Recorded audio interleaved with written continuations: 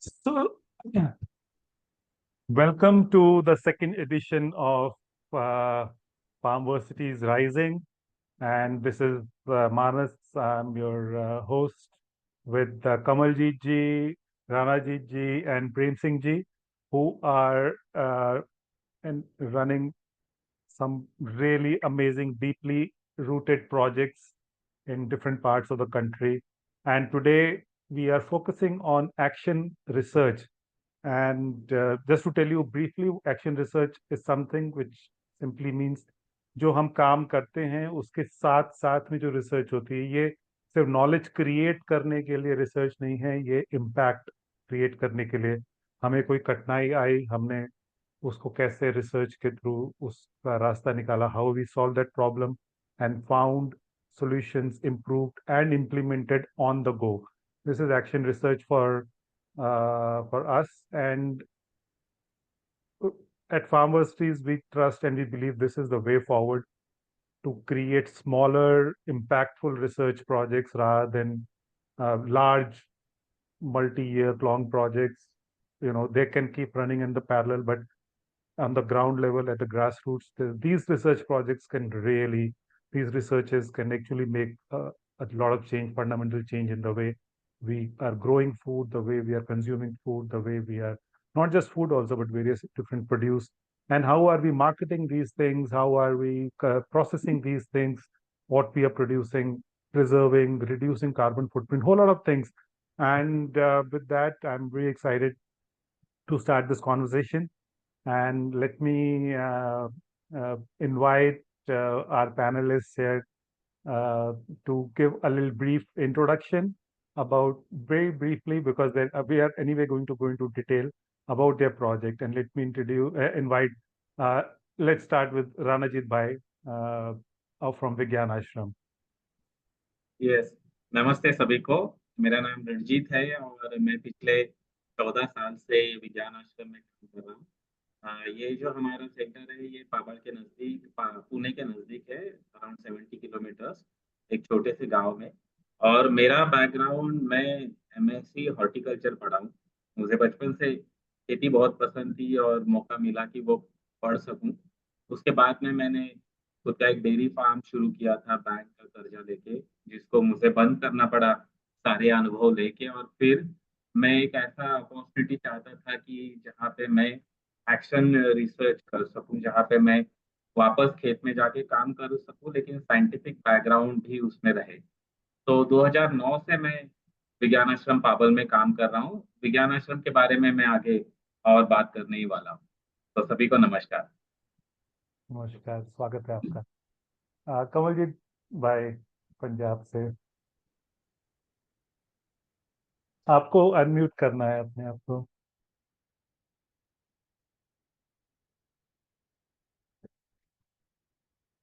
आप म्यूट हैं अभी। यस, हो गया। हाँ जी, हाँ यस यस। नमस्ते, मेरा नाम कमलजीत सिंह हेर है। मैं पंजाब से हूँ। पंजाब में मेरा गांव है सोहनगढ़। मैं पेशे से एक वकील था। मैं सन 2000 से मैंने वकालत स्टार्ट की थी। हमारा मुक्तसर डिस्ट्रिक्ट हेडक्वार्टर है वहाँ पे। तो 2000 से 2013 तक मैं वकालत करता रहा। और इसके बीच मेरी फैमिली में 2 अननेचुरल डेथ्स हो गई। मेरे फादर 53 ईयर एज में हार्ट अटैक से चले गए। छोटा भाई था, वो 10 साल की उम्र में ब्रेन ट्यूमर से चला गया। तो इसको समझा तो मैं खेती विरासत मिशन, एक पंजाब में एक एनजीओ है, उनके संपर्क में आया। तो खेती विरासत मिशन के जरिए मेरा मेल हुआ डॉक्टर ओम प्रकाश रुपेला जी से। डॉक्टर रुपेला इक्रिसैट में माइक्रोबायोलॉजिस्ट थे, प्रिंसिपल साइंटिस्ट थे। उनके संपर्क में आने के बाद हमने एक इधर आ गया और ऑर्गेनिक फार्मिंग की तरफ 2013 में। और 2013 से 2015 तो मैं दोनों ही काम करता रहा, वकालत भी और खेती भी। और 15 में मुझे लगा कि एक काम छोड़ना पड़ेगा, तो मैंने अपनी वकालत छोड़ दी। 1.5-2 लाख रुपए महीने की मेरी प्रैक्टिस थी। तो मैं छोड़ के फिर मैं वापस यहाँ खेतों में आ गया। तो तब से यही खेत में ही ऑर्गेनिक फार्मिंग कर रहा हूँ जी। आपके प्रोजेक्ट का क्या नाम है? आप Sohangarh फार्मवर्सिटी। Songadh farm bus city. हाँ, मेरे फार्म का पहले नाम था सोहनगढ़ नेचुरल फार्म। तो वो 10 साल रहा, 2013 से 2023 तक। 2024 में हमने इसका नाम चेंज करके फार्म वर्सिटी कर दिया। तो इसमें मैं बहुत डिटेल में बोलूंगा फार्म वर्सिटी क्या है और यूनिवर्सिटी क्या क्या है। लोग अक्सर सवाल पूछते हैं आके कि आप फार्म वर्सिटी क्या है, अपने आप से ही नाम रख लिया। तो मैं उनको कैसा जवाब देता हूँ वो आपको आगे फर्दर मैं। Sure sure sure, looking forward to it. बहुत बढ़िया, धन्यवाद। प्रेम सिंह जी, आपके बारे में जी थोड़ा सबको बताएं। नमस्कार। अ, जी, अ, हम भाई वर्ष किसान हैं। हमारे पिताजी किसान थे, बाबा जी किसान थे, तो किसानों की परंपरा से किसान हैं। और 1987 पूर्ण रूप से हम किसानी में जब पढ़ाई हमारी पूरी हुई उसके बाद से लगातार हम किसानी ही करते हैं। इतना ही परिचय है, गांव में ही रहते हैं, खेत में। और अ, जो व्यक्तिगत रूप से परिचय इतना ही है। तो ये जो आपका ह्यूमन एग्रेरियन सेंटर है, इसमें किस तरह से आप जो आने वाले लोग हैं या कोई सीखते हैं लोग या काम करते हैं, क्या थोड़ा बताएं उसके बारे में। जी जी, ऐसा हुआ कि हम 1987 से जैसे परंपरा से खेती प्राप्त की। परंपराएं दोनों तरह की थी। ताजा ताजा ग्रीन रेवोल्यूशन का इंटरवेंशन हुआ था, जो कभी थोड़ा थोड़ा सा प्रभाव आ गया था। और हमारी जो परंपरा से एक समृद्ध खेती की परंपरा थी, दोनों का धारक वाहक हूं मैं। और 1989 आते आते मुझे लगा कि जो अभी ताजा ताजा इंट्रोड्यूस हुआ है ये चीज से हम कर्जे में लगे जा रहे हैं, हम कर्ज नहीं अच्छे से चला पा रहे हैं और अ, अतृप्त रहते हैं। तो 89 से हमने उसके वैकल्पिक प्रयोग शुरू किए। उन वैकल्पिक प्रयोगों का ऐसा होता चला गया कि 2006-7 से लोग हमारे पास देखने आने लगे। तो मुझे हम्म। स्वयं पता नहीं रहता था कि क्या देखने आते हैं। उन्हीं से पूछ, तुम्हें यहाँ क्या? हम तो अपना वैसे करते जैसे अपने साइड की करते हैं। तो उनसे पूछ, 2011 में एक इसका स्वरूप निकाला। जब बहुत सारे लोग आने लगे, विदेशों से भी लोग आने लगे, तो उनको बताना, क्या बताएं उनको, तो उसको एक समरी, उसको एक जगह लाने की कोशिश की, सारे डॉट्स को कनेक्ट करने की कोशिश की। और फिर उन 2011 में उसका नाम रख दिया आवर्तनशील खेती। और प्रचार प्रसार के लिए एक प्लेटफॉर्म बनाने की जरूरत होती है, तो वो हमारा कहीं रजिस्टर्ड नहीं है। वो उसका नाम दिया ह्यूमन एग्रीकल्चर सेंटर, क्योंकि पहली ही मीटिंग में 7 देशों के लोग थे। तो चूंकि उसको एक हम्म। हिंदी दे नहीं सकते थे, तो उन्हीं सब लोगों ने मिलकर तय किया क्या किया जाए। तो ह्यूमन माने मानवीय, एग्रेरियन एक ऐसा शब्द है जिसका इतना सार गर्भित हिंदी नाम नहीं मिल रहा था। तो एग्रेरियन को एग्रेरियन के रूप में लिया गया कि जहां पर कृषक समाज के आर्थिक, सामाजिक और नैतिक तीनों प्रकार की चीजों को एक साथ अभिव्यक्त करने वाला शब्द था एग्रेरियन। तो हम्म। एग्रेरियन सेंटर कैसे करते, तो तब से ह्यूमन एग्रेरियन सेंटर। और कहीं कहीं इसको प्रयोग करते हैं और कहीं कहीं नहीं भी करते हैं, लेकिन वो चल गई, गाड़ी चलने लगी। उसको हमने आज तक कहीं रजिस्टर नहीं करवाया और उस तरह का कोई हमारा नहीं कि उसको, है ना। आपने जो आवर्तनशील खेती के बारे में बताया, थोड़ा थोड़ा सा बताएं उसके बारे में, वो क्या है हमारे साथ जो जुड़े लोगों को। जी जी, वो तो आवर्तनशील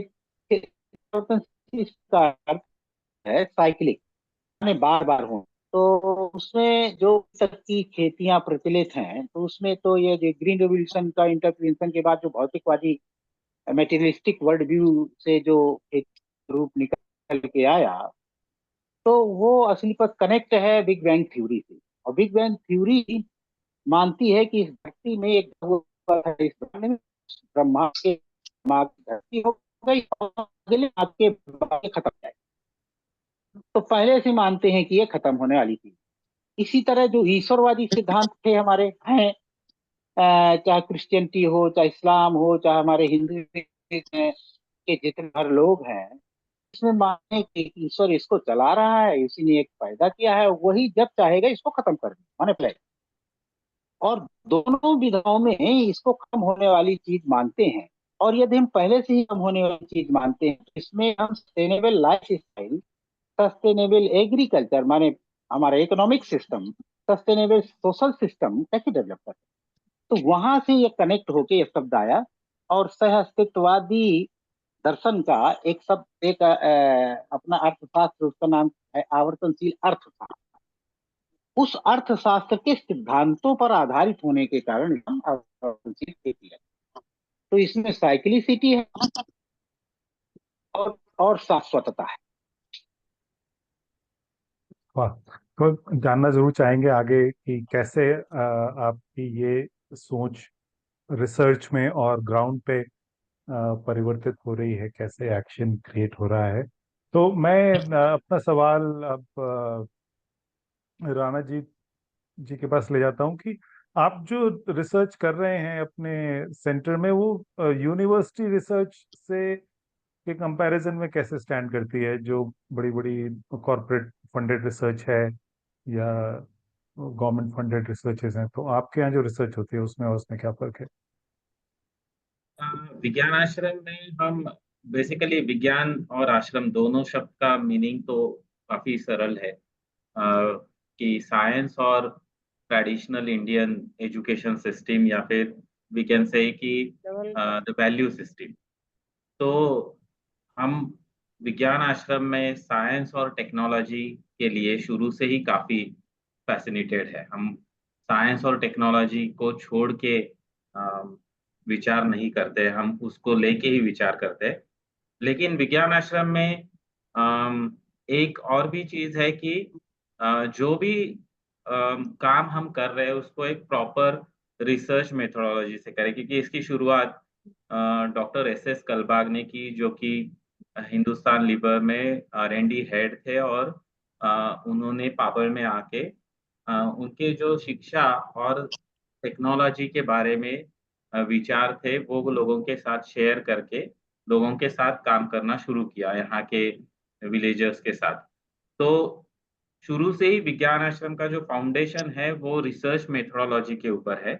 और जो भी अम, हम कहेंगे कि वेल एस्टैब्लिश और वेल एक्सेप्टेड रिसर्च मेथोडोलॉजी है उसको हम फॉलो करते हैं। मतलब चाहे वो मल्टीपल ट्रायल्स लेना हो, चाहे उसको फील्ड में अप्लाई करना हो, मतलब हम अलग अलग स्टेजेस में अगर देखें कि कोई भी रिसर्च प्रोजेक्ट लार्ज स्केल पे कैसे पहुंचता है, तो हमारा बॉटम लाइन है कि development through education, education through development. मतलब इसको फील्ड पे लेके जाए, उसको टेस्ट करे, उसको वापस लैब में या फिर कैंपस में लाए और टेस्ट करके उसको बिजनेस मॉडल में या फिर एजुकेशन मॉडल में उसको कन्वर्ट करे। तो हम रेगुलर यूनिवर्सिटीज की तरह ही काम करते हैं, अगर हम कहें कि रेगुलर कॉलेज की तरह ही काम करते हैं। लेकिन जैसे आपने शुरू में कहा, हमारा सारा फोकस जो उसका यूज करने वाला है, जो उसका हम कहते हैं कि कस्टमर है, उसके ऊपर होता है, ताकि बार बार वो उसका फीडबैक दे सके। और दूसरा, हम एक जो यूनिवर्सिटीज नहीं कर पाती है या फिर रिसर्च यूनिवर्सिटीज उनका फोकस नहीं होता है, वो होता है डीमिस्टिफिकेशन।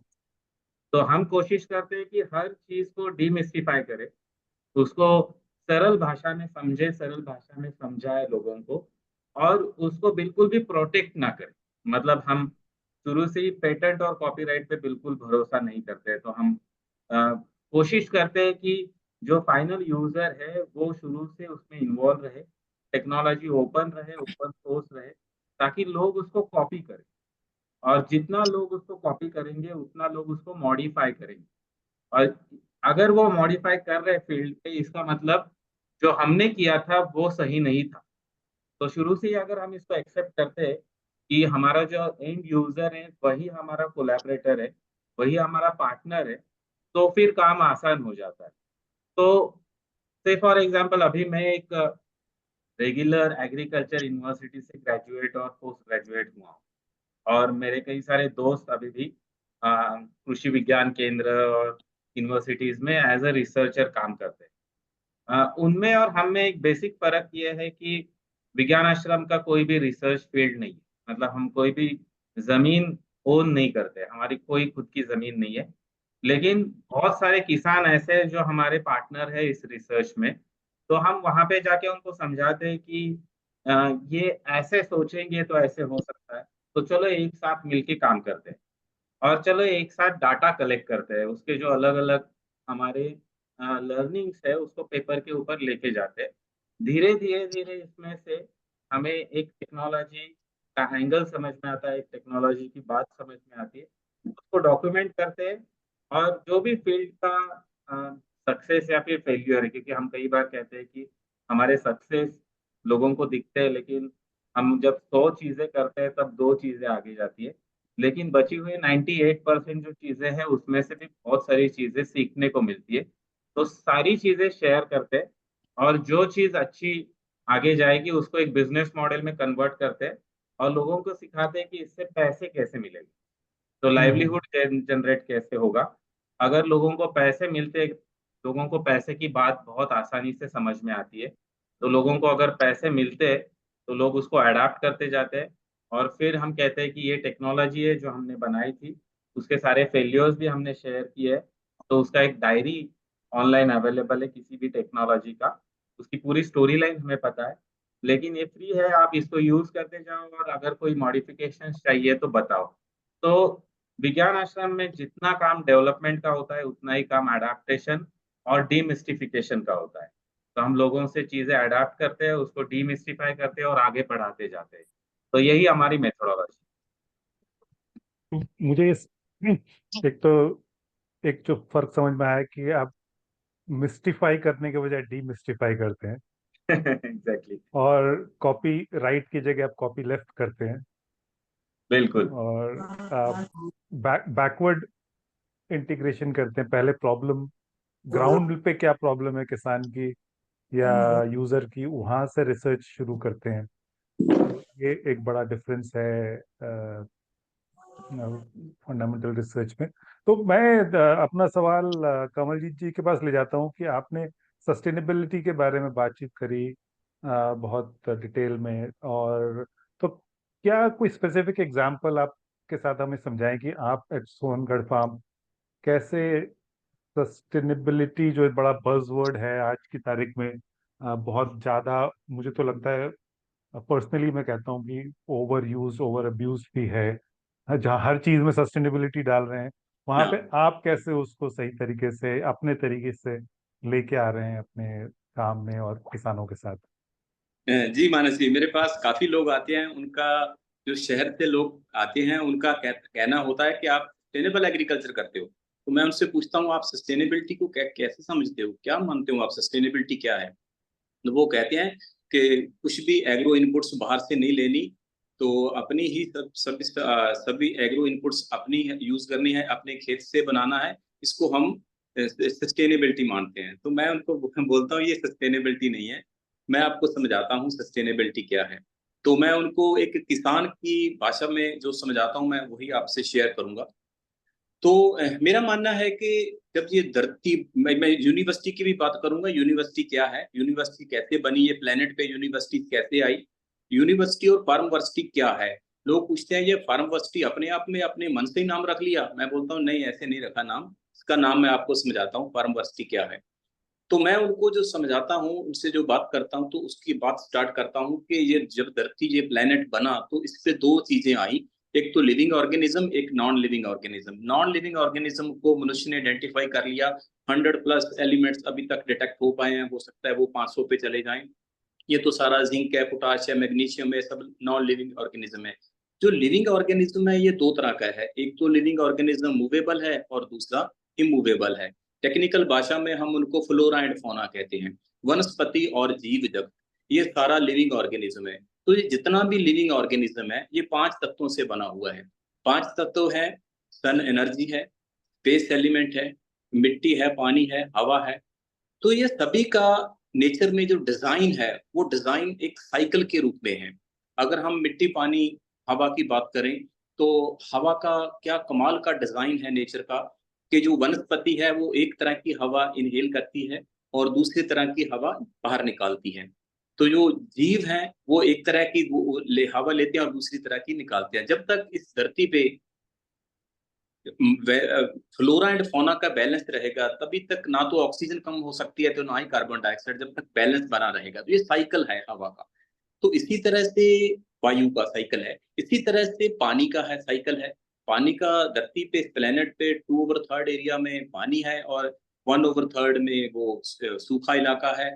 तो वहां से बादल बनते हैं, बारिश होती है और बारिश का पानी नदियों नालों से फिर वापस समुद्र में चला जाता है। तो इस प्लेनेट पे पानी नहीं खत्म हो सकता कभी भी। तो इसी तरह से हम मिट्टी की बात करें तो मिट्टी में बहुत कमाल का डिजाइन है नेचर का। जो जितना भी फ्लोरा एंड फौना है, जितनी वनस्पति है, जितने जीव हैं, सभी को जिंदा रहने के लिए अपना उनको बड़ा होने के लिए उनको न्यूट्रिशन चाहिए, उनको फूड चाहिए। तो वो फूड क्या है? वो नॉन लिविंग ऑर्गेनिज्म है। जो भी न्यूट्रिशन है वो जिंक है, पोटाश है, मैग्नीशियम है। तो नेचर ने एक डिजाइन बड़े कमाल का बनाया है। वो सारा न्यूट्रिशन मिट्टी में भर दिया और मिट्टी में पहले लेगी वनस्पति और वनस्पति को जीव खाएंगे और जीव खा के वापस मिट्टी को मोड़ देंगे, वापस कर देंगे। तो मिट्टी से निकला हुआ न्यूट्रिशन एक साइकिल के रूप में चलता हुआ फिर वापस फिर उस मिट्टी में आ जाएगा। तो जितना मर्जी निकालते चाहिए तो कभी खत्म नहीं होगा। तो लेकिन अभी मैं आपसे ना एक सवाल पूछना चाहता हूँ, सॉरी कमलजीत भाई। जी ऑन ग्राउंड, जैसे आपने कहा कि आपने वकालत में थे पहले, वहां से छोड़ के आप आए, और उस समय आपकी मिट्टी का एक स्टेट रहा होगा, मैं उत्सुक हूँ जानने के लिए। और उस स्टेट से लेकर के अब आप आपने जो बदलाव लाए उसमें, क्या सस्टेनेबल प्रैक्टिस या रिसर्च आपने उसमें ऐड करी, कैसे आपने सीखा? थोड़ा सा 1-2 मिनट में आप जरा उसके हाँ बारे में हाँ, बताएं। मैं थोड़ा सा रह गया था उसको कंप्लीट कर लूं। तो जरूर जरूर जरूर। हाँ, तो वो ये एक एक साइकिल है, मिट्टी में न्यूट्रिशन का एक साइकिल है। लेकिन अभी तो सब एलिमेंट्स जो फूड में हमारे खत्म हो गए हैं। जिंक के लोग टेबलेट्स ले रहे हैं, आयरन खत्म हो गया लेकिन कहाँ चला गया? तो इनको समझने के लिए मैं ह्यूमन सिविलाइजेशन को 3 भागों में बांटता हूँ। सबसे पहले मैं इसको नाम देता हूँ जंगल काल, उसके बाद मैं नाम देता हूँ गांव काल और तीसरा है शहर काल। जब मैं अपने गांव की एक उदाहरण देता हूं। मेरे गांव में 3500 लोग रहते हैं और मेरे गांव में 3500 एकड़ लैंड है। जब मैं जंगल काल की बात करता हूं, जब human intellect eight lowest level था, तो तब इंसान को, मनुष्य को सिर्फ इतनी ही समझ थी कि वो अपना फूड अरेंज कर सकता था और अपने आप को दूसरे जीवों से बचा सकता था, उसको इतना ही ज्ञान था। तो मेरे गांव में ये 3500 लोग, 3500 लोग, ये 3500 एकड़ एरिया में जंगल था। वहां जंगल में घूम रहे थे, जहां से फूड मिल गया वहां से फूड खा लिया। हंटर एंड गैदरर एरा जिसको हम बोलते हैं, तो वहीं ड्रॉपिंग कर दी। तो मिट्टी से निकला हुआ न्यूट्रिशन फिर वापस मिट्टी में चला गया। तो ये एक साइकिल कंप्लीट हो जाता था जब जंगल काल था। उसके बाद ह्यूमन इंटेलेक्ट का, ह्यूमन सिविलाइजेशन का और विकास हुआ, डेवलपमेंट हुई, इसका इंटेलेक्ट लेवल हाई हुआ। तो इसने खेती करनी सीख ली। जब इसने खेती सीख ली तो मेरे गांव की पोजीशन क्या बनी कि ये 3500 लोग हैं, जो 3500 लोग हैं, ये 10 एकड़ में एक गांव बनाकर रहने लगे और 3490 एकड़ में ये खेती करने लग गए। तो खेत में से न्यूट्रिशन फ्लो शुरू होता है गांव की तरफ, एग्रीकल्चर लैंड से रेजिडेंशियल लैंड की तरफ।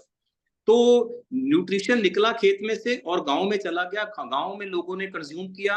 लेकिन तब लाइफस्टाइल ऐसा था कि लोग वापस फिर खेतों में जंगल पानी जाते थे, ड्रॉपिंग जंगल में चली जाती थी, एक्सक्रीटा गांव का, पशुओं का, वो वापस चला जाता था। तो न्यूट्रिशन फिर वापस रिसाइकल हो जाता था।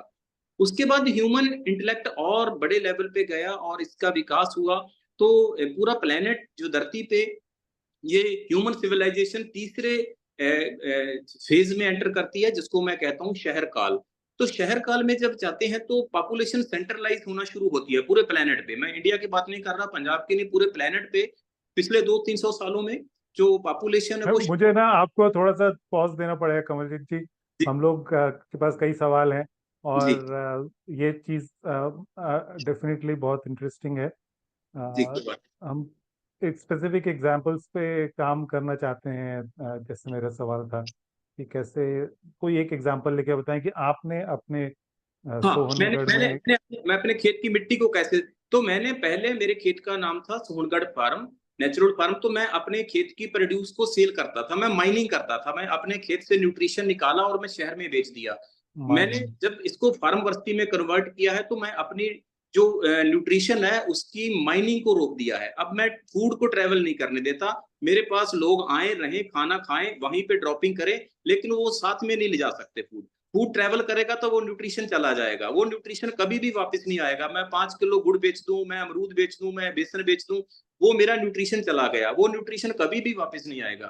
तो मेरी सॉइल हेल्थ का जो इतना जबरदस्त चेंज आया है पिछले 1-2 सालों में, वो तब से मैंने न्यूट्रिशन ड्रेनेज बंद कर दिया है। बहुत बहुत बढ़िया।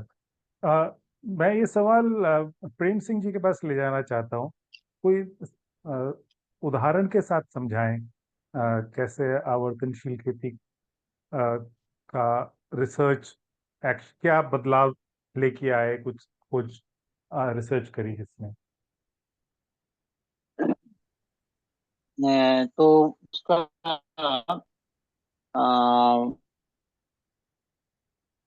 एक तो सबसे पहले हमने 5 चीजों पर थोड़ा सा फोकस किए। एक तो अपन हो गया, जब 89 बाद ये हुआ कि हमें करना है, तो जितना खेत से न्यूट्रिशन लेते हैं, तो हम इस बात को मानते हैं कि ठोस काटते हैं। जैसे 1 एकड़ लैंड पे मान लीजिए हमारे यहाँ लगभग 50 क्विंटल के आसपास, और हस्त में के 70-80 क्विंटल के आसपास हम 1 एकड़ हर साल करते हैं। तो हमारा ये कहना है कि अगर हम सवाया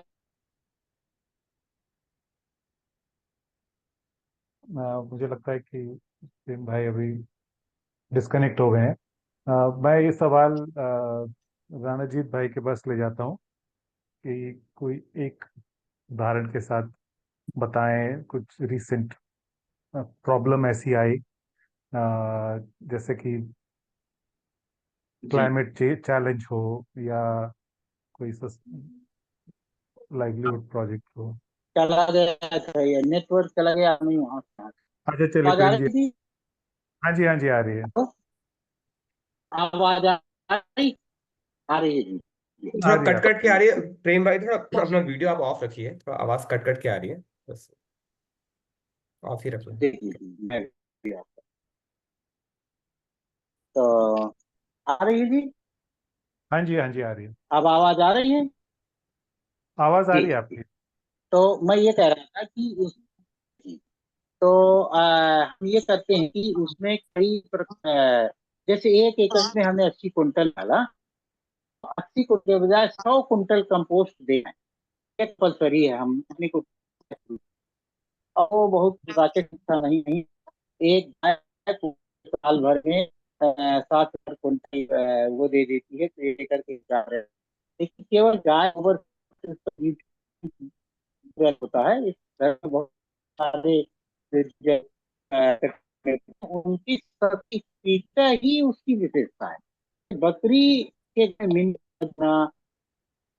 मुर्गी और बतख के उसमें कैल्शियम फास्फोरस अधिक होना, तो गाय में फ्रूक्स अधिक होना, और बाकी में कार्बन तो सब में थोड़ा थोड़ा होता ही है। और वो काम उसको उसके साथ में हम 1/3 भाग में भाग लगाने के लिए आवर्तनशील में रहता है। और जो पत्ती हैं दरअसल वो तेल का भंडार होते हैं, मिल रहता। तो 1/3 हिस्से में जो गोबर की मात्रा है, उसे 1/3 का 3 गुना था वो पत्तियां वगैरह कंपोस्ट उसमें डालते हैं। तो हम जितना उत्पादन हमारा करते हैं, पीढ़ी के लिए आ, आ, के लिए भी वो मिल जाता है।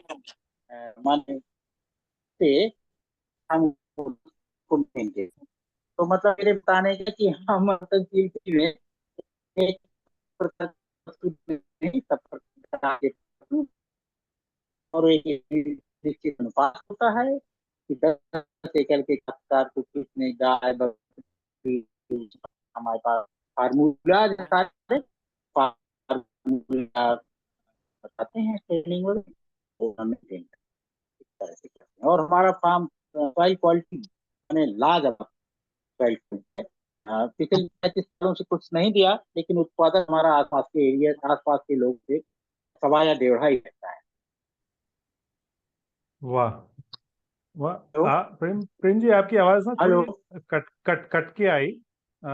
लेकिन समझ में आया कि कैसे अलग अलग, जैसे बकरी हो गई या गाय हो गई, कैसे कंपोस्ट का जो प्रोपोर्शन है उसके बारे में आप बात कर रहे हैं। बहुत अच्छा रहेगा अगर हम इसको अलग से भी कोई डॉक्यूमेंट या कुछ आपकी खोज का कुछ पेपर हो, तो अगर आप शेयर कर पाए एट एनी पॉइंट, तो सबको उसकी मदद मिलेगी।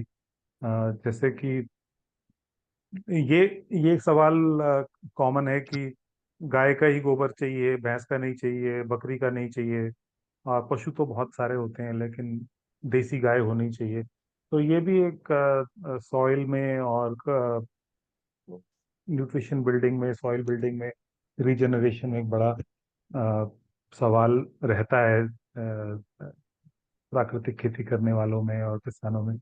मैं कुछ स्पेसिफिक सवाल हैं जिनकी तरफ ध्यान ले जाना चाहता हूँ, जिसपे स्ट्रगल है या जिसपे चैलेंज हमें मिल रहा है। जैसे कि seed and local biodiversity preservation, seed preservation, या जो हमारी जो लोकल नस्लें हैं, नेटिव नस्लें हैं, उनके प्रिजर्वेशन पे क्या काम अ, हो रहा है, क्या रिसर्च आपकी संस्थाओं में हो रही है, ये आप बताएं हमें। राणाजीत भाई, इसके बारे में क्या काम हो रहा है आपके यहाँ पे? हाँ, तो विज्ञान आश्रम का जो काम है, जैसे मैंने कहा कि एक तो हम रूरल एंटरप्रेन्योर्स के साथ काम करते हैं कि उनको टेक्नोलॉजी हम दे और वो टेक्नोलॉजी बेस्ड एंटरप्राइज करे। एक दूसरा विज्ञान आश्रम का काफी महत्वपूर्ण काम है कि ये सारी टेक्नोलॉजीज को गांव-गांव तक पहुंचाए through network of rural school. तो उसके लिए हम ग्रामीण भागों में जो स्कूल है, खास करके हाई स्कूल, छठी कक्षा के ऊपर, वहाँ पे हम लर्निंग बाय डूइंग जो हमारी अ अ, शिक्षा पद्धति है, उसके बेसिस पे, या फिर आजकल उसको स्टेम एजुकेशन भी कहा जाता है, साइंस, टेक्नोलॉजी, इंजीनियरिंग, मैथमेटिक्स। तो हमने एक प्रोग्राम बनाया है जिसको हम कहते हैं इंट्रोडक्शन टू बेसिक टेक्नोलॉजी, जिसमें अभी 200 साढ़े 300 से ज़्यादा स्कूल्स, मतलब 200 स्कूल्स तो महाराष्ट्र में है, और उत्तर प्रदेश, आंध्र प्रदेश, अभी हम वेस्ट बंगाल में भी हमने काम शुरू किया है। तो वहाँ पे हम स्कूल्स में वहाँ के लोकल इंस्ट्रक्टर और बच्चों को पढ़ाते हैं कि ये जो लोकल बायोडायवर्सिटी है उसको प्रॉपर डॉक्यूमेंट कैसे करें और उसको एज़ अ साइंस हम आगे कैसे बढ़ाएँ। और इसको एक्चुअली बायोडायवर्सिटी रजिस्टर बनाना, ये तो सारे ग्राम पंचायत में कंपल्सरी है, लेकिन it's a just a law. इसको कोई फॉलो नहीं करता है, क्योंकि इसमें 2 चीज़ें हमने पाई। एक तो मेथोडोलॉजी लोगों को पता नहीं है, और दूसरा रजिस्टर मेंटेन करना, इसमें कोई टेक्नोलॉजी नहीं। लेकिन अगर हम लोगों को ये समझाएँ कि लोकल बायोडायवर्सिटी है, इसको बहुत आसानी से डॉक्यूमेंट किया जा सकता है। ये एक स्कूली शिक्षा का भाग है, और इससे हम बहुत अच्छी तरह से साइंस और टेक्नोलॉजी बच्चों को सिखा सकते हैं, और उसके लिए कई सारे मोबाइल एप्लीकेशंस और टेक्नोलॉजी एंगल भी इसमें है। तो हमने इसको एक पाठ्यक्रम की तरह इसको डिज़ाइन किया, और हमने ये स्कूल्स को बताया कि एक as a project of student, वहाँ के स्कूल के बच्चों को प्रोजेक्ट की तरह इसको दें। तो अ, अभी हमारे लगभग सारे स्कूलों में बायोडायवर्सिटी रजिस्टर मेंटेन किया जाता है, और इसमें से हमने पाया कि लोकल जो सीड्स है या फिर लोकल वैरायटी है, वो डॉक्यूमेंट करना काफ़ी आसान हो गया। जिससे हम्म। बच्चों ने खुद ने कहा कि जैसे हम वेस्टर्न घाट में काम करते हैं महाराष्ट्र में। लगभग 50 स्कूल्स है, जो कि वेस्टर्न घाट में लोकेटेड है, और हर गाँव की एक खुद की राइस की वैरायटी है, जो कि लोकली प्रिज़र्व हुई है, लेकिन उसका डॉक्यूमेंटेशन प्रॉपर नहीं हुआ है। तो हमने जब बच्चों को कहा कि इसको बायोडायवर्सिटी रजिस्टर में कन्वर्ट करें, और जैसे मैंने आपको कहा कि हमें कोई कॉपीराइट या फिर कोई ऐसा इश्यू नहीं है, तो हमने हमारी जो पार्टनर ऑर्गेनाइज़ेशन है जैसे बायफ है, जो कि इसमें बहुत अच्छा काम करती है, तो हमने उनसे सपोर्ट लिया। तो फिर हमने पाया कि बहुत सारी लोकल राइस वैराइटीज़ डॉक्यूमेंट बच्चे कर रहे हैं, और उसको ऑथराइज़ बायफ जैसी ऑर्गेनाइज़ेशन है, फिर लोकल ग्राम पंचायत है, वो कर सकते हैं। तो फिर डॉक्यूमेंटेशन काफ़ी आसान हो गया। तो लोकली जैसे हम कहते हैं कि फील्ड रिसर्च या फिर एक्शन रिसर्च हमें करना है, तो हम लोकल इंस्टीट्यूट्स को इसमें सहभागी करके उसको काफ़ी अच्छी तरह से डॉक्यूमेंट कर सकते हैं। तो अभी हमारे पास लगभग सारे स्कूल्स में ये 150 200 स्कूल्स में बायोडायवर्सिटी रजिस्टर है और विदर्भ की वैरायटी है, वेस्टर्न महाराष्ट्र की है, तो सीड्स लोकली प्रिजर्व है और ये डॉक्यूमेंटेशन हम इज़िली शेयर कर सकते हैं इसको एंटरप्रेन्योरशिप में कन्वर्ट करने के लिए। तो लोकली लोग ट्रेड कर रहे हैं, उसको सप्लाई कर रहे हैं और डॉक्यूमेंट भी कर रहे हैं। तो ये सारी डॉक्यूमेंटेशन हम स्कूल से करवा के लेते हैं और उसको प्रमोट भी करते हैं। ये documentation physical pain and paper में हो रहा है या सॉफ्टवेयर कोई एप्लीकेशन के थ्रू कर रहे हैं, प्लांटनेट या ऐसे कोई? अभी दोनों है। जैसे हम स्कूल्स को अभी प्रमोट कर रहे हैं कि एक ओपन सोर्स ऐप है कॉल्ड सीजन वॉच। तो सीजन वॉच जो है वो फ्री सोर्स प्लेटफॉर्म के ऊपर है और कॉमन्स है, मतलब it's a common platform. It doesn't it's not a property of any company like Plantix is a kind of German company and then they collect data, but season watch is a common platform, it's a common source this thing. तो वो भी use कर रहे हैं और बच्चों को हम ये भी इनकरेज करते हैं कि वो लोकल रजिस्टर भी करें, क्योंकि अल्टीमेटली ये रजिस्टर अगर ग्राम पंचायत के पास जाके प्रिजर्व होता है तो उसका एक अलग महत्व है। तो दोनों तरह से यूज करते हैं, लेकिन बच्चों को ऐप यूज करना, इमेज रिकॉग्निशन करना ये ज्यादा पसंद आता है। तो उससे काम ज्यादा आसान और अच्छी तरह से होता है। तो दोनों चीजों को हम प्रमोट करते हैं। तो इसमें क्या जो लोकल नाम है, जैसे ऐप में तो लैटिन में नाम आ जाएगा, तो हम उसको और एनरिच भी कर रहे हैं क्या उस डेटाबेस को जो ऑनलाइन है? बिल्कुल, बिल्कुल। बेसिकली विज्ञान आश्रम में हम विकिपीडिया का पार्टनर है। तो विकी कॉमन्स जो है या फिर विकी फाउंडेशन है, उसका हम विकी मराठी सेंटर पाबड़ में चलाते हैं। नाउ दैट्स अनदर स्टोरी कि हमने विकी सेंटर क्यों शुरू किया। बेसिकली हमें कंप्यूटर्स बच्चों को सिखाना है और computer is not a window, PowerPoint, excel. Computer is actually computing, जिसमें लैंग्वेज एक बहुत बड़ा भाग है। तो हमने जब विकी फाउंडेशन को कांटेक्ट किया तब उन्होंने हमें कहा कि आप हमारे साथ जुड़ जाइए और लोकल आपकी लैंग्वेज को और लोकल लैंग्वेज को आप इससे इनरीच कर सकते हो। तो बेसिकली हम यहाँ पे डिजिटलाइजेशन का, ओसीआर का, ओपन टेक्स्ट पब्लिकेशन का तो काम करते ही है as a service, community service. लेकिन इसके साथ साथ लोकल लैंग्वेज और लोकल वर्ड्स को डॉक्यूमेंट करने का भी काम करते हैं। तो इससे फायदा ये होता है कि आप से फॉर एग्जांपल अभी आप व्हाट्सएप के ऊपर किसी भी most of the Indian language में वॉइस टू टेक्स्ट कर सकते हैं। तो इट्स बिकॉज लैंग्वेज इनरीच हो रही है, हम उतना कंटेंट ओपन सोर्स के ऊपर ये अलग अलग प्लेटफॉर्म से डाल रहे हैं। तो सीजन वॉच तो आपको ये अलाउड नहीं करेगा, लेकिन आप जब ये इसको फिजिकल कॉपीज में लोकल नाम और लोकल डायलेक्ट उस प्लांट का, उस वैरायटी का डॉक्यूमेंट करते हो और उसके साथ आप इसको विकी के ऊपर लेके जाते हो, तो ऑटोमेटिकली दोनों चीजें वहां पे लिंक हो जाती है। तो नॉट नेसेसरी आपको लैटिन वर्ड या फिर इंग्लिश वर्ड में ही वो बाद में शो करेगा। अगर आपने किसी भी डिजिटलाइज फॉर्म में आपकी लोकल लैंग्वेज और लोकल वर्ड्स आपने पब्लिश कर दिए तो वो डेफिनेटली आपको सारे प्लेटफॉर्म में शो होंगे। तो हम इसके लिए अभी विकी फाउंडेशन की बहुत मदद ले रहे हैं और बुक्स को डिजिटलाइज करना, लोकल लैंग्वेज को डिजिटलाइज करना और उसके साथ साथ लोकलाइज, जैसे आप विकी के ऊपर पावर सर्च करोगे तो आपको कई सारे ऐसे आर्टिकल्स मिलेंगे जो कि हमारे स्टूडेंट्स ने डाले। नदी के बारे में होंगे, यहाँ के मंदिर के बारे में होंगे, यहाँ के प्लांट्स के बारे में होंगे। वो वहाँ पे है, वो शब्द अभी आपको ओपन सोर्स में मिल रहा है क्योंकि किसी ने ना किसी ने उसके ऊपर डाला और उसको पब्लिश किया, वो उसको मुझे इंक्रीज मुझे कर चुका है। मुझे मुझे ये बताएं इन शॉर्ट की, ये आप बहुत ही इंटरेस्टिंग, आप मतलब एक नया ही आयाम आपने खोला है इसका। इन शॉर्ट की ट्रांसफॉर्मेटिव इम्पैक्ट क्या रहा आपके ऑडियंस या आपके स्टेक होल्डर्स के ऊपर? राइट। तो अब मैं इसको विकी तक ही अभी, मतलब विकी प्रोजेक्ट तक ही इसको सीमित रखता हूँ, ताकि बात उस टाइम फ्रेम में मैं खत्म कर पाऊँ। जैसे मैंने कहा कि हमने शुरू किया, हमें डेस्कटॉप पब्लिकेशन सिखाना है, इसलिए हमने विकिपीडिया फाउंडेशन के साथ काम शुरू किया।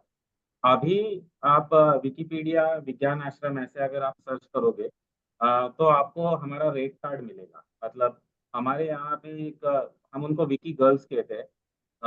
पावर गांव की लड़कियों का एक ग्रुप है जो आपको बाकायदा कोटेशंस देते हैं जिसको और आपको कहते हैं कि आपको आपका बुक ओपन सोर्स और डिजिटलाइज करना है because it's paid service. It needs to be sustainable service. कोई फ्री में डिजिटलाइज हमेशा नहीं करता रहेगा, तो हमने इसको एंटरप्राइज में कन्वर्ट किया। तो ये विकी गर्ल्स जो है वो आपको पर पेज चार्ज करती है आपके बुक को या फिर आपके कंटेंट को डिजिटलाइज करने के लिए। तो बहुत सारा कंटेंट हम हर महीने में डिजिटलाइज करते रहते हैं एज ए सर्विस, जिसके वजह से अभी विकी मराठी में अगर आप देखोगे, विकी मराठी में मैक्सिमम काम कहाँ पे हो रहा है, तो आपको पता चले कि ये किसी यूनिवर्सिटी में, मुंबई में, पूना में नहीं हो रहा है, ये पाभर जैसे छोटे गांव में हो रहा है, क्योंकि बहुत इसको हमने मॉडल में कन्वर्ट किया। बहुत तो ये बढ़िया, काम हमेशा चलता है। बहुत बढ़िया। मुझे कमलजीत जी से भी यही सवाल पूछना है कि पंजाब जो कि एक इंडस्ट्रियल हब रहा फार्मिंग को लेकर के, सरकारों ने उसको फैक्ट्री की तरह एम्प्लॉय किया, डिप्लॉय किया पंजाब को पिछले 50 सालों में, और आज हमें दिखता है उसका रिजल्ट क्या हाल है।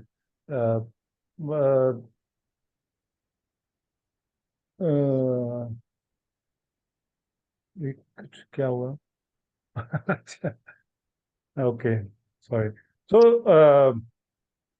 जैसे कि पंजाब में जितना राइस उगाया जाता है वो तो सब एक्सपोर्ट हो जाता है, और पंजाब में जो गेहूं उगाते हैं उसको पीसने की अभी मिल्स नहीं है, वो सुना है एमपी जाता है पीसने के लिए, फिर वापस यहाँ पे बेचा जाता है। तो आपके पास में लोकल सीड्स को लेकर के क्या एक्शन चल रहा है, और किस तरह से उसको प्रिजर्व कर रहे हैं, अगर कुछ कर रहे हैं आप उसके अंदर तो? हाँ जी मानस जी, हमारा फार्म को डिजाइन किया था इनिशियली डॉक्टर पेला जी ने। तो डॉक्टर पेला जी बायोडाइवर्सिटी पे बहुत फोकस करते थे। उनका मानना था कि बहुत बायोडाइवर्सिटी बैकबोन होनी चाहिए एग्रीकल्चर की। तो बायोडाइवर्सिटी पे बहुत काम किया है हमने सोनगढ़ फार्म यूनिवर्सिटी में। हमारे पास 150 स्पीसीज हैं पेड़ों की, जिसमें 45 स्पीसीज तो अकेले फ्रूट की हैं।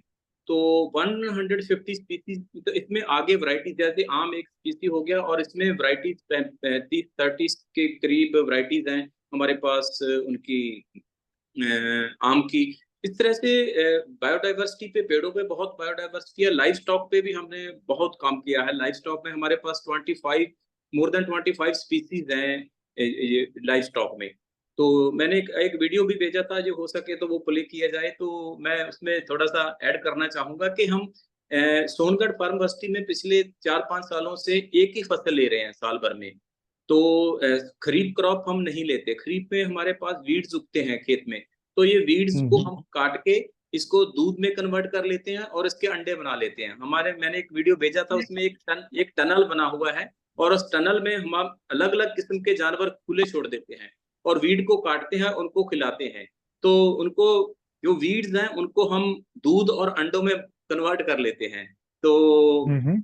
हमारे पास बायोडाइवर्सिटी में फसलों पे भी काफी काम किया है। मोर देन 50 स्पीसीज हो जाती हैं दालों की, और अनाज की, कुल मिला के round the year more than 50 crops हो जाती हैं मेरी। तो उसमें 50 वैरायटीज आपके 50 पास? Varieties, yes. तो उसमें सारे सीड्स हैं जो हमारे लोकल हैं। तो हमने अपना बीज बैंक भी बनाया हुआ है फार्म में। तो मैं ट्रेनिंग देता हूं, तो लोग आते हैं मेरे पास, वो सीड मांगते हैं। उनका एक बेसिक सवाल होता है कि हम शुरू करें तो हम सीड कहाँ से अरेंज करेंगे। तो उनको सीड भी मैं प्रोवाइड करता हूँ, जो देसी बीज हैं हमारे नेटिव हैं। तो बायोडाइवर्सिटी पे हमने बहुत फोकस किया हुआ है। मुझे बताएं, जैसे वीट को लेकर के जी। अभी, अच्छा, मैं एक सवाल थोड़ा टॉपिकल लेना चाहता हूँ। पंजाब के साथ में, खासकर पंजाब, वेस्टर्न यूपी, हरियाणा में राइस की जो फार्मिंग है बहुत ज़्यादा है, और स्टबल बर्निंग भी अभी स्टार्ट हो जाएगी। बस इंतज़ार है उसका, कब धुआं आएगा हमारी तरफ दिल्ली में। तो ग्राउंड लेवल पे उन फसलों को बदलना या उस राइस की वैरायटी को बदलना, ये एक सॉल्यूशन सुनना समझ में आता है।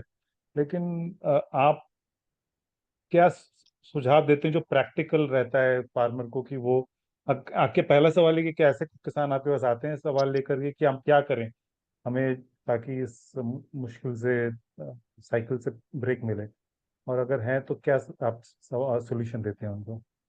देखिए, ये तो प्रॉब्लम, ये तो एक सिम्टम है। ये जो डबल बर्निंग है, ये तो एक सिम्टम है। प्रॉब्लम तो जो एग्रीकल्चर का मॉडल है, वो सारा केमिकल मॉडल है। प्रॉब्लम तो वो है, उसमें माइनिंग हो रही है, न्यूट्रिशन माइनिंग है। तो इतना न्यूट्रिशन निकल निकल के सारे देश में जा रहा है पंजाब में से, और पंजाब की टॉप सॉइल में सारा न्यूट्रिशन खत्म हो गया है। टॉप सॉइल में कुछ भी नहीं बचा है। तो इसको इसको इसको बड़े स्फीयर में देखना पड़ेगा। ये ये स्टबल बर्निंग इशू, ये तो सिम्टम है। आपने अपने फार्म में क्या बदलाव लेके आए आपके प्रोजेक्ट में, जिसको देख करके हम कुछ सीख सकते हैं? अ, हाँ, मैं पिछले 11 साल में मैंने कभी भी राइस नहीं लगाया। जो थोड़ा सा लगाता हूँ तो एक आधा एकड़ वो अपने लिए यूज के लिए जितना है, मैं राइस नहीं लगाता। तो मैं खरीफ की तो कोई फसल ही नहीं लेता। खरीफ में तो हम, बारिश होती है, वीड्स उगते हैं, अपने आप उगते हैं। मैं एक ही फसल लेता हूँ साल भर में, वो रब्बी की क्रॉप लेता हूँ, हाड़ी की फसल लेता हूँ। तो खरीफ में जितने भी वीड्स होते हैं उनको काट के वो पशुओं को चारे के रूप में खिलाना है, उसका दूध में कन्वर्ट करना है, उसको अंडे में कन्वर्ट करना है, उसको मुर्गियों को खिलाना है वीड्स को, और उसका अंडा बनाना है। तो बड़ा इजी काम था। ऐसे ही हमारी ट्रेडिशनल खेती हुआ करती थी। वीड्स सबसे बड़ा इशू है एग्रीकल्चर में, ऑर्गेनिक फार्मिंग में सबसे बड़ा इशू वीड्स है। लोग यही आके पूछते हैं कि वीड्स को कैसे कंट्रोल करें। तो मैं बोलता हूँ कि वीड्स, ये तो न्यूट्रिशन लेके, जमीन में से न्यूट्रिशन लिया है ना इसने, जो जो आपके लिए, मनुष्य के खाने के लिए नहीं है, उसको वीड्स बोल दिया। तो ये, इसमें न्यूट्रिशन तो लिया है, तो इसको कन्वर्ट करना है, इसको अपने खाने में कन्वर्ट कर लो ना। इसको गाय गाय के पेट से निकाल के इसका दूध बना लो, मुर्गी को खिला के इसका अंडा बना लो। जो इसको कन्वर्ट करो आप न्यूट्रिशन में, अपने फूड में। तो मैं कन्वर्जन करता हूँ वहां पे अपने फार्म पे। खरीफ की क्रॉप में नहीं लेता हूँ। बहुत इंटरेस्टिंग। आई थिंक एक इंटीग्रेटेड फार्म का मॉडल आपके पास में है यहाँ पे, जिसके बारे में हम और डिटेल में आगे सीखना चाहेंगे। एंड हमारे में Narasanna garu is there who always says weed is what we need. Yes. So I've got that always stays with me. You know, pests are our guests and weed is what we need. Uh, तो कई चीजें हैं जैसे कि pest management है, soil regeneration के बारे में मैंने बात करी, यील्ड एंड ह्यूमन एफिशिएंसी। मैं प्रेम सिंह जी के पास जाना चाहता हूँ। यील्ड और ह्यूमन एफिशिएंसी के बारे में बातचीत करने के क्या अनुभव उनका रहा इसमें, और कैसे रिसर्च का साथ लेकर के उन्होंने यील्ड भी बढ़ाई और ह्यूमन एफिशिएंसी को बढ़ाया। और ये सवाल मैं राणाजीत भाई के पास भी ले आऊंगा थोड़ी देर में। तो मैं कैसे इसको शुरू करूं। दरअसल प्रश्न पूछने पर हम बंध जाते हैं कि कैसे बताएं, और वो विषय, उसका उत्तर थोड़ा सा बड़ा रहता है। हाँ तो जी। मैं कुछ चीजें बताना चाहता हूं जिससे कुछ डिफरेंस डिफरेंस महसूस हो, और उसका तरीका भी ऑटोमेटिक डिफरेंट होगा। हम उन मानकों के आधार पर, जिस मानकों के आधार पर अभी केमिकल फार्मिंग हो रही है, यह प्राकृतिक खेती के इन तरीकों को, जिसको हम लोग अप्रोच कर रहे हैं, उसको हम लोग इवेल्युएट कर ही नहीं सकते। तो एक बड़ा डिफरेंस है कि जो हमारे पूरा उसमें परेशान करती है वो है, पहले इसी को बताते हैं। तो हम लोग, तो बीज का एक बार मैं एक प्रयोग बताता हूँ अपना। मेरे आम का बाग है। आम के बाग में हम बहुत निराई गुड़ाई कर देते थे, और तो एक साल देखा कि बहुत सारा उसमें डिजीज लगा है, ज्यादातर पेस्ट ही लगता है उसमें, एंथ्राक्नोस और इस तरह की चीजें लगती हैं। तो दूसरे साल हमने किया कि उसके जमीन के नीचे सारी, जैसे ये कमलजीत जी ने बताया, हमने अपने आप छोड़ दिया। और ढेर सारा हम कंपोस्ट यूज करते हैं तो बहुत प्रकार की घासें आ जाती हैं उसमें, ज्यादा कंपोस्ट यूज करने में। और हमने सारी घासें लगने दिया। उस साल के बाद हमारे खेत में कीड़े आने और ये पेस्ट और फंगस डिजीज कुछ नहीं हुई। उसका निकला ये बेसिस ये निकला कि धरती में आदमी के आने के पहले या किसी भी जीव के आने के पहले उसका खाना आ जाता है। तो हम लोग क्या करते हैं कि उसके खाने को जब डिस्टर्ब कर देते हैं तो वो हमारे खाने को डिस्टर्ब करता है। जबकि इस प्रकृति में और नियम है कि हमारे खाने जैसे हाथी चाहे भूखों मर जाएगा लेकिन मांस नहीं खाएगा, और मांसाहारी जीव चाहे भूखों मर जाएगा, उसको दिमाग में नहीं आएगा कि घास खाएं। तो जो हमारे यहाँ ये बीट्स जिसको कहने लगते हैं, ये सही कह रहे थे अभी कि ये दरअसल जड़ी बूटियां हैं। तो ये किसी न किसी के खाने के लिए आती हैं और हम उनको जबरदस्ती जोत के बाहर कर देते हैं, तो जिसके खाने के लिए हैं वो बेचारे भूखों लड़ने लगते हैं, तो वो फिर हमारे खाने में अटैक करते हैं।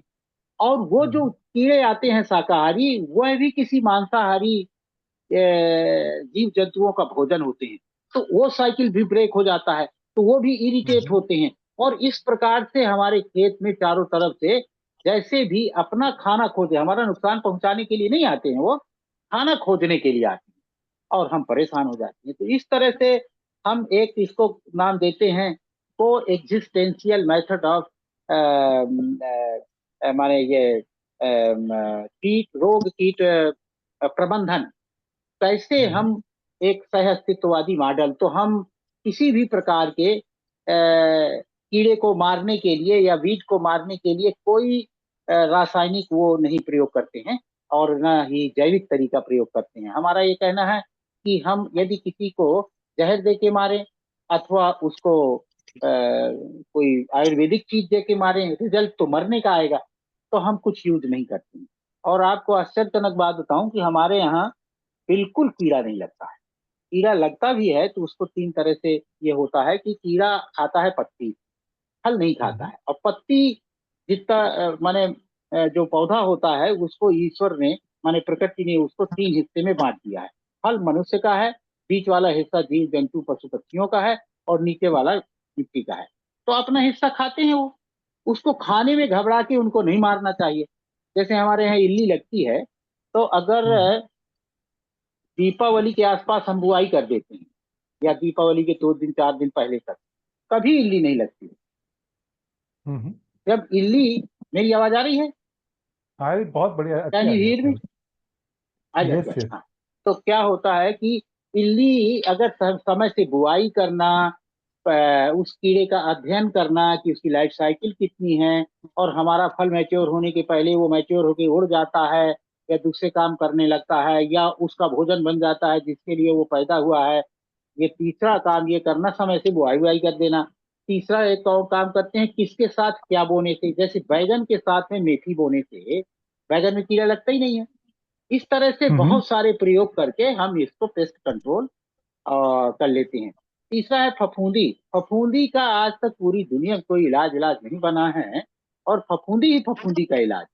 तो जब हम खेत के अंदर कंपोस्ट डालते हैं तो अपने आप बहुत प्रकार की फफूंदी, जिसमें माइक्रोराजा महत्वपूर्ण है, सभी लोग जानते हैं, उसकी जो कॉलोनीज बनी रहती हैं, तो वो दो तरह का काम करती हैं। एक तो पेड़ों के बीच में इंटरेक्शन करने का भी काम करती हैं, न्यूट्रिएंट इधर से उधर ले जाने का भी काम करती हैं, और तीसरा काम यही करती हैं कि पेड़ में लगने वाली फफूंदी को पेड़ में ऊपर चढ़ने के बजाय वो नीचे ही खा लेती।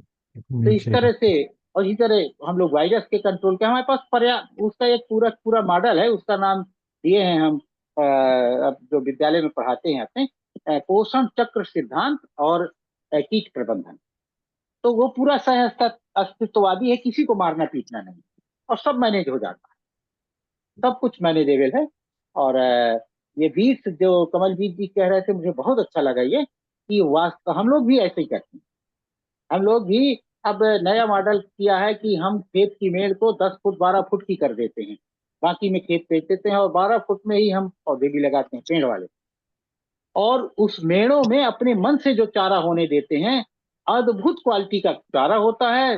दूध और मुर्गियों के अंडों वगैरह में एकदम डिफरेंट आप महसूस करते रख सकते हैं, उसका एरोमा, उसका स्मेल, सब कुछ बदल जाता है। ये बहुत अच्छा इन्होंने जो बताया, वही हम लोग करते हैं। लेकिन हम लोग इस तरीके से करते हैं कि मेड़े चौड़ी कर देते हैं और मेड़ी चौड़ी छोड़ देते हैं, तो उसका ये फायदा होता है कि खेत के लगने वाले कीड़े भी, खेत में जो कीड़े लगते हैं वो भी मेड़ों में अपना खाना तलाश लेते हैं। वो जो हम लोग काट देते हैं उनका खाना, वो वहां पर पा जाते हैं, तो वो हमारे खेत में अटैक नहीं करते हैं। तो इस तरह से हम उसको मैनेज। तो जो मेड़ों को चौड़ा करने का जो अनुभव आपने बताया, ये बहुत इंटरेस्टिंग थॉट है कि उनको चौड़ा करो ताकि वहां पे हम डाइवर्स वीड्स या नेचुरल जो भी वहां पे पौधे उग रहे हैं वो एक बैरियर का भी काम कर रहे हैं, और वो पर्याप्त खाना भी क्रिएट कर रहे हैं सभी जीव जंतुओं के लिए। बहुत बढ़िया। आपने स्कूल के बारे में बताया कि आप जो सिखाते हैं, अ, किस तरह के स्टूडेंट्स आप वहाँ पे आ रहे हैं, क्या प्रोफाइल है उनका? बस बस मैं यही बताना चाहता था। हम टोटल किसान बनाने की शिक्षा देते हैं। हमारा फोकस पहले दिन से रहता है, किसी को कुछ और काम करना है तो कृपया यहाँ ना आए। पैसा कमाना है, नाम कमाना है, हमारा यहाँ हमारा टाइम रहता है। आपको किसान बनना है तब आपका स्वागत है।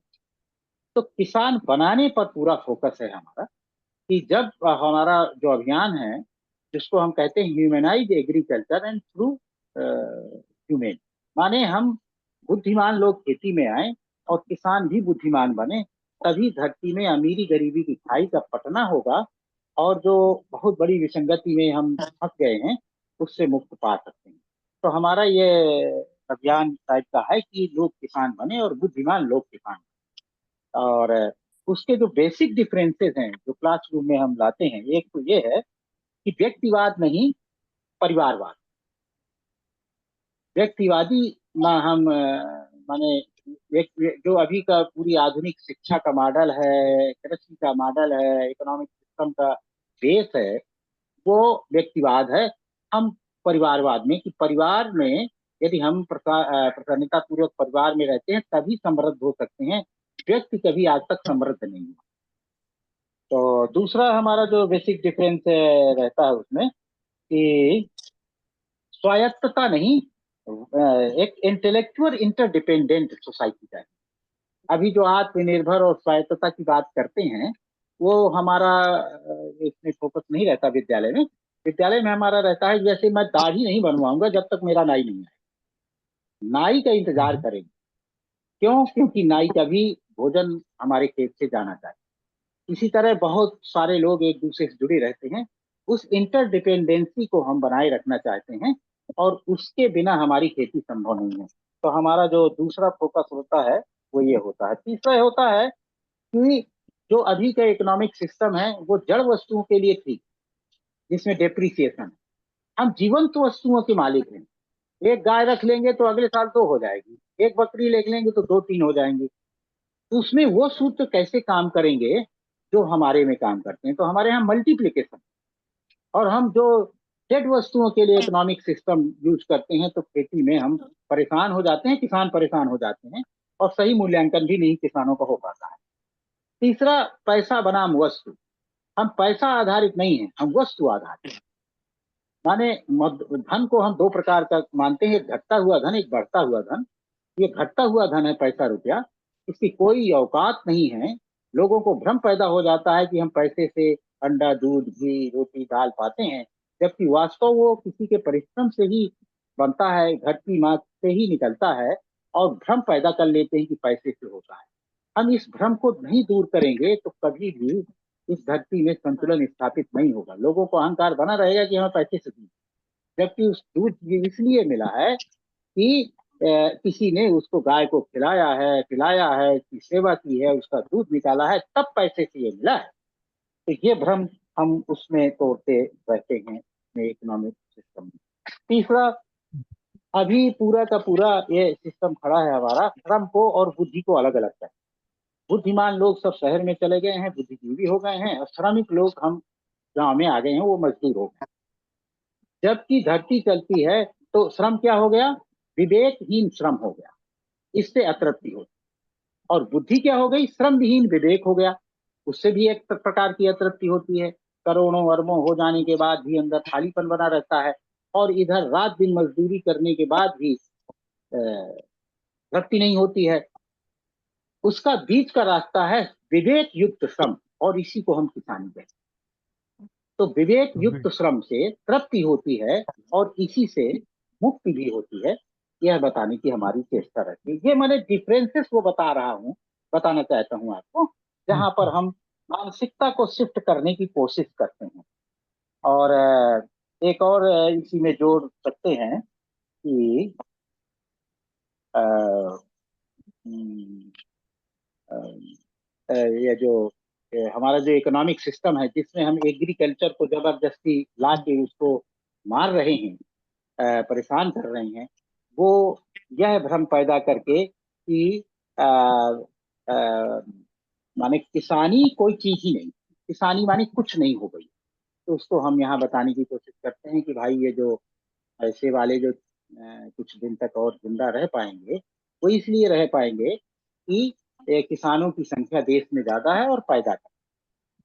भारत ही एकमात्र विश्व का ऐसा देश है जो किसान माने अपने विश्व की 22% जनसंख्या को, माने हमारा देश एक कोई भी चीज इम्पोर्ट माने बाहर से नहीं मंगाता है। जब मंगाता है तो हमारे किसानों को रेट दबाने के लिए भले ही मंगा ले, लेकिन हमारे किसान उसको पूरा करते हैं। लेकिन हमारा दुर्भाग्य है कि इसका मूल्यांकन हमारे किसानों को नहीं मिलता है। तो हाँ जी। ये डिफरेंसेस हैं जो मैं बताना चाहता हूँ कि हम माइंडसेट अगर नहीं चेंज करते हैं, संतुलन नहीं कर, हम जिम्मेदारी में आदमी को नहीं खड़ा करते हैं, तो कोई भी चीज कर दें वो पैसे के खाते और लोभ लालच के खाते में चले। तो आवर्तनशील खेती का एक बहुत बड़ा पहला ही चैप्टर हमारा रहता है कि हम लोभ और लाभ के जो जो चक्र है, कि जितना लोभ बढ़ता है उतना लाभ बढ़ता है, और जितना लाभ बढ़ता है उतना ही लोभ बढ़ता है। इस दुष्चक्र से मुक्त हुए बिना न तो धरती सुख पा पाएगी और न मनुष्य सुख पा पाएगा। तो ये डिफरेंसेस के आधार पर हम, जो दूसरा वाला प्रश्न का हिस्सा था आपका, कि कैसे माइंडसेट में काम और किसान बनाने के लिए हमारा, और अभी बहुत अच्छा रिजल्ट है, बहुत उत्साहित हैं, बहुत सारे लोग आए हैं। हमने 40 लोगों के परमानेंट रहने का यहाँ प्रबंध कर लिया है, बिना किसी दान चंदा सहयोग के, इसी से, और परमानेंट भगवान की कृपा से सब चल रहा है। अभी एक नया कितने कोर्स भी लॉन्च करने वाले हैं। कितने इस समय लोग लाभ ले चुके हैं आपके अ, इस अभियान से? हजारों में है। हजारों अब में? हजारों में हैं, हमारे आसपास ही कई लोग आ गए हैं जो हमारे आसपास ही खरीद के किसान बन गए हैं। तो पहाड़ तो बहुत बन गए हैं, हजारों में है सर। आपको क्या लगता है राणाजीत भाई, ये जो द रिसर्च जो आप कर रहे हैं, हाउस दैट, वो कैसे आप शेयर करते हैं कम्युनिटी के साथ में, और कैसे मॉनिटर करते हैं इम्पैक्ट को? मेरा एक्सपीरियंस शेयर उससे करता पूछा। अच्छा जी। हूँ। बेसिकली मैं एक कंपोस्टिंग की कहानी शेयर, क्योंकि सॉइल रिजुवेनेशन का काम की बात चल रही थी, तो उसी से रिलेटेड हमने कुछ चीज़ें सीखी है किसानों से और उनको कुछ सिखाने की कोशिश की है। तो जैसे आपने कहा ना कि पंजाब में जो इश्यू है वो महाराष्ट्र में भी है, क्योंकि हम बस अलग चीज़ जलाते हैं, मतलब धान नहीं जलाते, हम शुगरकेन ट्रैश जलाते हैं, तो हम्म। हम भी उतने ही ज़िम्मेदार हैं। लेकिन जब हमने किसानों से उनकी कंडीशन जानने की कोशिश की ना, क्योंकि देखो हमने ये पाया कि किसानों को ना हम बीच में पकड़ लेते हैं। ये एक तो लॉबी है जो कि उनका कुछ एजेंडा है इसलिए केमिकल फर्टिलाइज़र पुश करेंगे, और हमने ये पाया कि एक लॉबी ऐसी भी है कि उनका कुछ एजेंडा है इसलिए उनको ऑर्गेनिक फार्मिंग पुश करनी है। मतलब उसमें भी कई सारे लैक्यूनास है और इसमें बीच में किसान अटक जाता है। तो हमने किसानों से जब बात की कि उनका ऑर्गेनिक कार्बन, हमने लगभग 15,000 किसानों का ऑर्गेनिक कार्बन टेस्ट किया हमारे ब्लॉक के लिए एक सॉइल हेल्थ कार्ड इनिशिएटिव में, और हमने पाया कि सिचुएशन बहुत ही अलार्मिंग है। लेकिन अगर मैं जाके किसानों को ये कहूँ कि आप अभी कंपोस्ट डालना शुरू करो, तो इससे काम नहीं बनेगा, क्योंकि इसमें बहुत ज़्यादा कॉस्ट इन्वॉल्व है। अगर मैं उसको किसान को, अगर मैं एक प्रॉपर रिकमेंडेशन दूँ कि उसको बिना यील्ड सैक्रिफाइस किए उसको ऑर्गेनिक फार्मिंग करनी है, तो उसमें बहुत ज़्यादा कॉस्ट इन्वॉल्व है। उसके पास जो स्टबन है, जो कि वो जला रहा है, वो कोई पागल नहीं है कि वो जला देता है।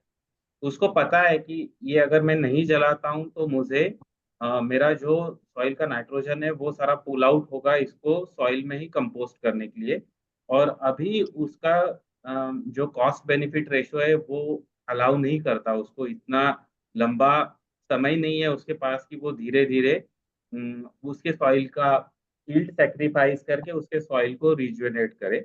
और तीसरा, इसमें टेक्नोलॉजी का भी लैक्यूना है, मतलब किसान को पता नहीं है कि अगर मुझे जलाना नहीं है और यील्ड सेक्रीफाइस नहीं करना है तो क्या ऑप्शंस अवेलेबल है। तो जब हमने उसके पास के रॉ मटेरियल कलेक्ट किया और उसका सीएन रेशो एनालाइज किया, कार्बन नाइट्रोजन रेशो, तो हमने पाया कि एक अच्छा सीएन रेशो, जिसको हम कहते हैं कि केचुए का खाद है, सबसे अच्छा सीएन रेशो उसका है, तो 1:7 है, जिसमें अच्छी किसानी हो सकती है।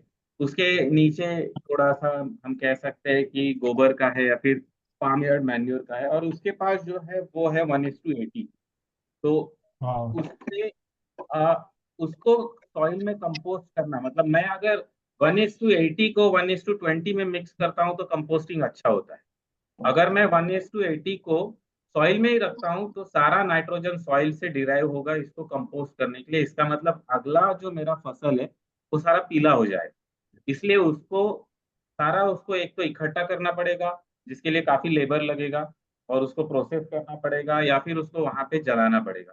तो जब हमने इसके ऊपर और सोचना शुरू किया और हमने कहा कि ऐसा कौन सा ऑर्गेनिक मैटर है या फिर हमारे पास नेचर में ऐसे कौन से माइक्रोब्स है जो 1:80 के ऊपर सरवाइव करेंगे और किसान को धीरे धीरे इसको कंपोस्ट करने में मदद करेंगे। और हमने ये चैलेंज हमारे स्टूडेंट को दिया था और उसने पाया कि अजोला नाम का एक वनस्पति है जिसमें बहुत अच्छा नाइट्रोजन है, और ये नाइट्रोजन सॉइल से नहीं लेता, ये अजोला नाइट्रोजन हवा से लेता है। तो उसके साथ हमने ये हाई लिग्निन ऑर्गेनिक मैटर को मिक्स किया, तो कंपोस्टिंग ऑब्वियसली बहुत अच्छा हुआ। अभी हर एक किसान के पास अजोला नहीं है, या फिर हम उसको अगर ब्लाइंडली कहे कि आप अजोला कल्टीवेट करना शुरू करो तो ये भी पॉसिबल नहीं है, तो वापस टेक्नोलॉजी के पास जाना पड़ेगा। तो हमने उस कंपोस्ट से अलग अलग फंगस और बैक्टीरिया आइसोलेट किए और फिर उसका एक घोल बनाया जिसको हम माइक्रोबियल कंसोर्शियम कहते हैं, और फिर किसानों को बोला कि अभी इसको इस्तेमाल करना शुरू करो। लेकिन यहाँ पे भी किसान बहुत स्मार्ट है, तो उसने कहा कि सर आप ये क्या और एक दवा बेचना चाहते हो क्या? तो हमने कहा कि ऐसा तो हमने नहीं सोचा था, नहीं, लेकिन आपका अप्रोच तो वही लग रहा है। तो हमने हमारे मिस्टेक मान ली कि हम आपके पास कुछ लेके जा रहे हैं और आपको बोल रहे हैं कि इसको इस्तेमाल करो। तो फिर हम वापस लैब में आए और हमने सोचा कि अभी किसान को इसको कम से कम लागत में कैसे बनाने को सिखाए। तो फिर हमने उनके फार्म यार्ड मैन्योर के उनके गोबर के ढेर देखे, जो कि काफी पैथेटिक होते हैं, क्योंकि गोबर का ढेर बनाना भी एक साइंटिफिक प्रोसेस है और उसमें भी लेबर लगता है। तो हमने किसानों से धीरे धीरे बात किया और उनको कहा कि आपके गोबर के ढेर ढेर को पूरे कंसोर्शियम में कन्वर्ट करते, ताकि आप जो भी कंपोस्ट खेत में लेके जाओगे उसमें इतने सारे अच्छे बैक्टीरिया और फंगस जाए कि आपका जो लिग्निन है जो आप जला रहे हैं उसको जलाने के बजाय वो वहीं पे कंपोस्ट में कन्वर्ट हम्म। होना शुरू हो, और उसके लिए आपको यील्ड सेक्रीफाइस करना ना पड़े। तो जब हम इन्हें किसानों को सिखाना शुरू किया, उसकी एक मेथोडोलॉजी बिल्ड की और 116 किसानों को ये डेमोन्स्ट्रेट किया, और हमने एरिया भी ऐसा चूज किया जहाँ पे पावर से भी कम बरसात होती है, क्योंकि कंपोस्टिंग के लिए मॉइस्चर चाहिए, और मॉइस्चर पानी खरीद के लाना मुश्किल है। इसलिए हमने सोचा कि ऐसे गांव में चलते हैं जहाँ पे बहुत कम पानी है, और वहीं पे कम से कम 100 किसानों के साथ तो काम शुरू करते हैं। तो हमने जब 100 किसानों के साथ काम शुरू किया और हमने इनको सिखाया कि ये कैसे करना है, तो किसानों ने खुद ने आगे आके 23,000 लीटर माइक्रोबियल कंसोर्शियम बनाया। शब्द काफी बड़े बड़े, कुछ खास चीज नहीं है कि ये जो हमने उनको एक कल्चर दिया था, मान के चलो एक दही जमाने का एक एक कल्चर दिया था, उसको उनको कहा था कि 200 लीटर में कन्वर्ट करना है घर की चीजें इस्तेमाल करके। तो किसानों ने 200 लीटर से ज्यादा किया, किसी ने 2,000 लीटर किया, किसी ने 5,000 लीटर किया, क्योंकि दूसरे किसानों के फील्ड में उनको रिजल्ट दिख रहे थे। तो सबने मिलके एक ही गांव में 23,000 लीटर बनाया और 160 टन बायोमास जो वो जलाने वाले थे उसको कंपोस्ट में कन्वर्ट किया। और 6 महीने में हमने इसको QGIS से मैप किया था हर एक फील्ड को। तो हमने पाया कि 0.2% 6 मंथ साइकिल में ऑर्गेनिक कार्बन इंक्रीज हुआ। मतलब इतना सारा 160 टन अगर वो जला देते तो ये सारा कार्बन डाइऑक्साइड हवा में जाता, उसके वजह से जब मिट्टी में गया तो 0.2% से ऑर्गेनिक कार्बन बढ़ गया। ऑफ कोर्स अभी अगर ये आगे किसान करते रहेंगे, मतलब हम उसको फॉलो अप लेते, 116 तो फार्मर नहीं कर रहे क्योंकि कुछ अर्ली अडेप्टर होते हैं, वो अर्ली लीव भी कर देते हैं इसी टेक्नोलॉजी को। लेकिन अभी किसान हमारे पास एक स्क्रैप हुई बॉटल लेके आते हैं, हमने ड्रम भर के रखा है, वो कल्चर लेके जाते हैं और उसको कन्वर्ट करते हैं और इस्तेमाल करते रहते हैं। तो अभी हम काम क्या कर रहे हैं, अभी हम कोशिश कर रहे हैं कि इस सारी चीज को एंटरप्रेन्योरशिप मॉडल में कन्वर्ट करें, क्योंकि ऑफ कोर्स विज्ञान आश्रम हर गांव में नहीं पहुंच सकता है, किसी ना किसी वहां के यूथ को करना पड़ेगा और उसको उसमें से थोड़े बहुत पैसे भी जमाने पड़ेंगे। तो ऑर्गेनिक कार्बन फील्ड में जाके टेस्ट करना, उसके लिए उसको मिनिमम कॉस्ट में कंपोस्ट कल्चर का माइक्रोबियल कंसोर्शियम देना, मतलब उसका एक हम कहते हैं कि कल्चर का एक घोल देना, उसको बढ़ाने के लिए सिखाना और वापस फील्ड में जाके इसकी कंसल्टेंसी देना, ये सारा काम एक गांव का युवक कर सकता है। और हम अभी सिर्फ ये कैसे करना है इसका 2 दिन का प्रशिक्षण देते हैं, जो कि लगभग 100-200 लोग पाबल में आके सीख के जाते हैं। वो आगे कितने लोगों को सिखाते हैं, कितना आगे लेके जाते हैं, हमें पता नहीं। अगर ट्रैक करेंगे तो मुझे लगता है कि और अच्छा इसमें से हमें रिजल्ट मिलेगा। लेकिन जो मैं कह रहा था कि अगर हम इसको डीमिस्टिफाई करके किसान को समझ के, उसका इशू समझ के हम उसको अगर टेक्नोलॉजी और एंटरप्रेन्योरशिप में कन्वर्ट करें, तो मुझे लगता है कि वो ज़्यादा सस्टेन होता है और ज़्यादा लोगों तक पहुँच पाता है। तो ये हमने सॉइल के साथ करके देखा है। बहुत इंटरेस्टिंग और reminds me of the biochar experiment or the project being run in the Zahirabad I came across, and the challenges जो हैं उनके, जो आपने बोले और जो और अलग अलग जगह पे हो रहे हैं, वो स्केल को लेके ही होते हैं कि उसको ग्रास रूट्स पे कैसे इन आइडियाज को हम मास लेवल पे इम्प्लीमेंट करें, because 160 ton of biomass is a good start, but we are talking in terms of lakhs of tons of biomass right now, and but it's a great start, बहुत बढ़िया शुरुआत है इसको research में। हमारे पास में समय अब सवाल जवाब का है, और मेरे पास में कुछ सवाल हैं जिनको मैं देखता हूँ। इसके साथ में ओपन माइक कर सकते हैं, रेज हैंड करके भी पूछ सकते हैं सवाल एक दूसरे से, या कुछ शेयर करना चाहें। तब तक मैं देखता हूँ कुछ हमारे पास में रिलेवेंट जो सवाल आए हैं। तो एक सवाल जो है विज्ञान आश्रम के अंदर की, जो अतुल ने ही पूछा है, आपका यूजर और या कस्टमर या स्टूडेंट जो है वो कौन है, मतलब उसका थोड़ा सा प्रोफाइल बताएं, क्या इकोनॉमिक या हम्म। Education profile. राइट।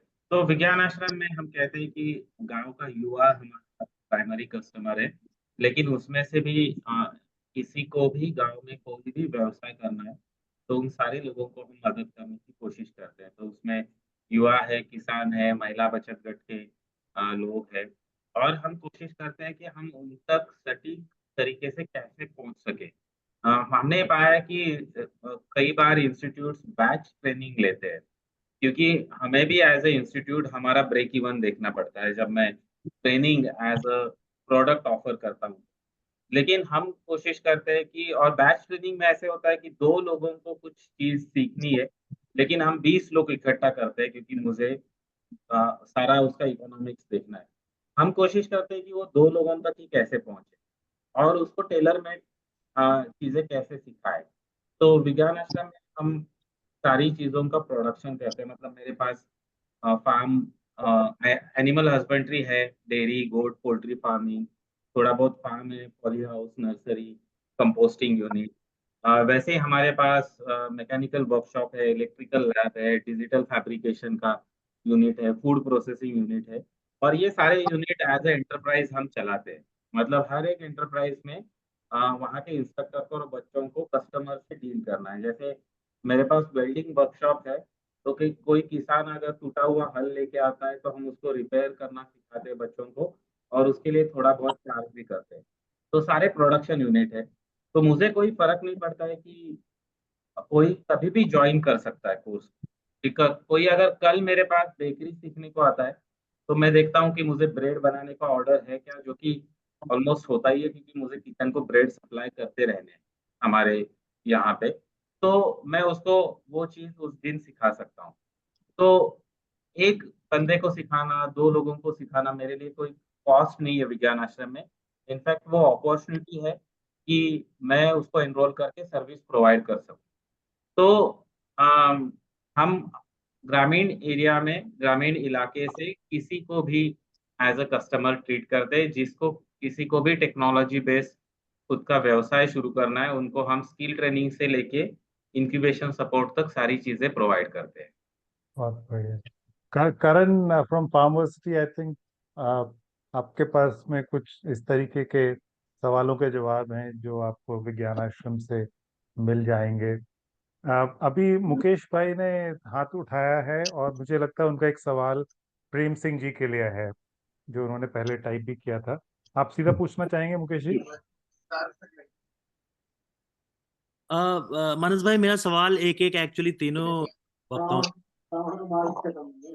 रंजीत हाँ, जी के लिए, रंजीत जी के लिए मेरा एक सवाल था कि सर, आप बायोडाइवर्सिटी जहाँ कहीं भी बनाए, जिन स्कूलों में या जिन ग्रामीण इलाकों में, वहां पे कुछ ऐसी संभावना या कुछ ऐसा भी दिखा कि आपको कि इसके बाद किसी संस्था ने या किसी विशेष ने उसको कुछ अडॉप्ट किया हो कि अब मैं कलेक्ट, मतलब उसका स्टोरेज, संवर्धन, ऐसा कुछ इनिशिएटिव कहीं पे शुरू हुआ क्या उसके?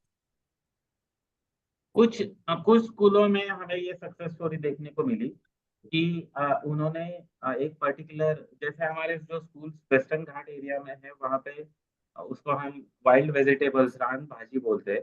तो हमारे बच्चे गांव में जाके बायोडायवर्सिटी रजिस्टर का काम कर रहे थे, और वहाँ पे उन्होंने लोगों से पूछा कि ये, पूछा क्या, बच्चों को पता ही होता है वाइल्ड वेजिटेबल्स के बारे में, कि ये कितने दिनों तक आगे चलेगा।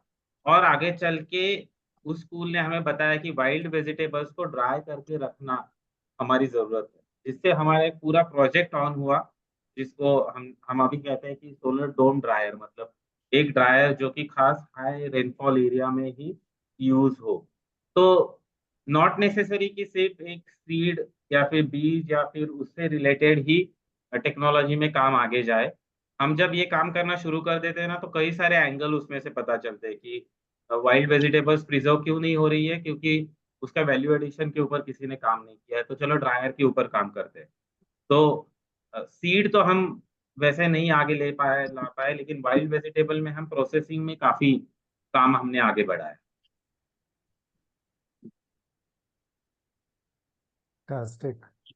ये कमलजीत जी, आपके लिए एक सवाल मैं देख रहा हूँ मुकेश गुप्ता का ही है कि शहरों का अस्तित्व एक तथ्य और वास्तविकता है, विच इज अ रियलिटी, और ये बढ़ता ही रहेगा। शहरों में रहने वाले उपभोक्ता उत्पादन नहीं करते। इस संदर्भ में आप पोषण खनन, न्यूट्रिशन माइनिंग को कैसे देखते हैं? जी देखिए, ये यही तो दिक्कत है ना ह्यूमन सिविलाइजेशन में। अभी क्या है कि ये माइनिंग, पॉपुलेशन सेंट्रलाइज हो रही है, शहरों में पॉपुलेशन बढ़ रही है, गांव खत्म हो रहे हैं पूरे प्लेनेट पे। तो एग्रीकल्चर लैंड से न्यूट्रिशन फ्लो शुरू हो गया है टुवर्ड्स रेजिडेंशियल लैंड, टुवर्ड्स शहरों की ओर। तो ये खेत में से न्यूट्रिशन निकल रहा है और कंज्यूम हो रहा है बड़े शहरों में। तो उसका एक्सक्रीटा है जो वहीं वो लैंडफिल्स में जा रहा है और शहरों में ही रह रहा है, वो वापस तो जा नहीं रहा। तो ये काम कितनी देर चलेगा कि आप खेतों में से निकालते जाओ, न्यूट्रिशन निकालते जाओ और शहरों में कंज्यूम हो? तो इसको वापस तो करना ही पड़ेगा, ऐसे नहीं चलेगा। तभी तो दिक्कतें आ रही हैं अभी तक। अभी जो पूरी सोसाइटी के सामने जो समस्याएं आ रही हैं, न्यूट्रिशन कम हो रहा है और फूड में न्यूट्रिशन नहीं है, ये पूरे प्लेनेट पे ये पूरा रौला पड़ रहा है कि न्यूट्रिशन कम हो रहा है, न्यूट्रिशन कम हो रहा है। तो न्यूट्रिशन कहाँ गया? वो वापस नहीं जा रहा एग्रीकल्चर लैंड में, तो उसको वापस तो भेजना ही पड़ेगा।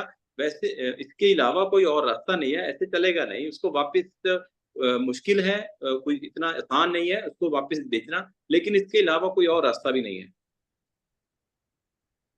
लोकल सिस्टम्स डेवलप करना is the need, hyper local systems, village level पे, कम्युनिटी लेवल पे फूड एटलीस्ट जो है वो मतलब एक आइडियल सिचुएशन है कि हमारा फूड जो है लोकल सिस्टम में रहे और रिसोर्सेज जो हैं वो लोकल सिस्टम में हो। कई चीज़ें करनी पड़ेंगी उसमें। आई थिंक ये सोच बढ़ानी बहुत ज़रूरी है। मेरे पास में सवाल है लेविन लॉरेंस का रानाजीत जी के लिए। We at Nanilam needs trained students from Vigyan Ashram. How to hire them? Yeah, मैंने I have also replied him and given my phone number and email ID. My and Yogesh Kulkarni is our executive director email ID. So we have very simple process of admission. You just need to write us or call us, and based on your need, you can join us for any uh, skill training program. Your students, we don't require any formal education or a certification for joining Vigyan Ashram. You can join based on your aptitude, based on your need, your students basically. तो आपको सिर्फ हमें you just need to write us regarding which training program you did or what is the profile of your student, and uh, based on the hostel available, the kitchen seat available, we just call you or ask your student to join. So it's a very simple process. You just need to write us or call us for the student requirement. That's it. हाँ, मतलब तो वो higher करना चाहते हैं तो वो आपसे संपर्क कर सकते हैं। they can Yeah. get in touch with you. Mhm. I see Padma Garu has raised a point here. I'm wondering 160 tons of biomass, 120 tons of compost. What is the moisture level? This is That is for a very right question. Normally, we see this high lignin matter contain around 10 to 15% of moisture.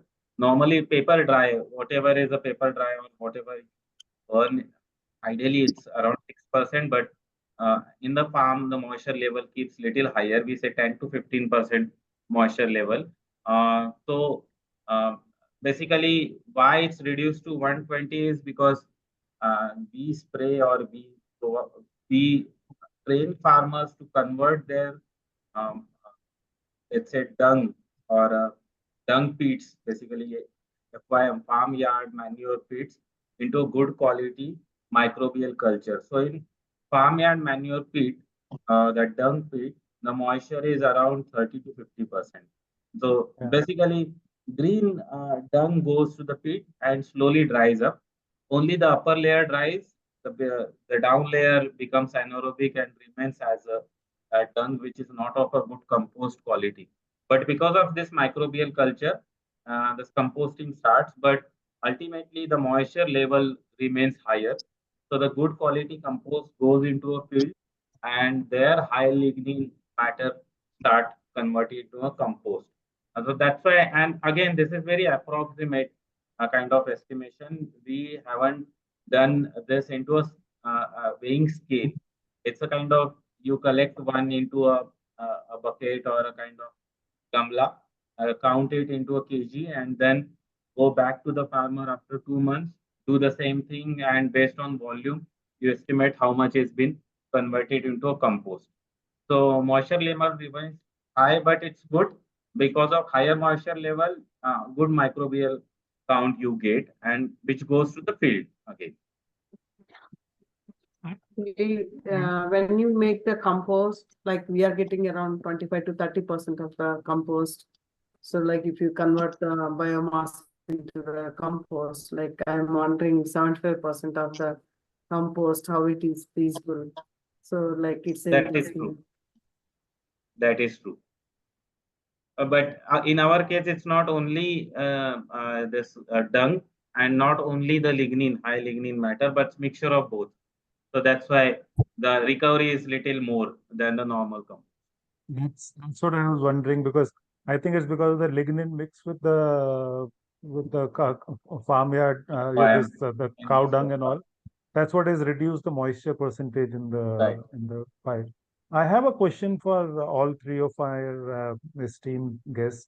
What kind of collaboration या आपस में या नए farm वर्सिटीज के साथ में कैसे जुड़कर हम एक नेटवर्क या एक कनेक्शन बना सकते हैं, एक बेटर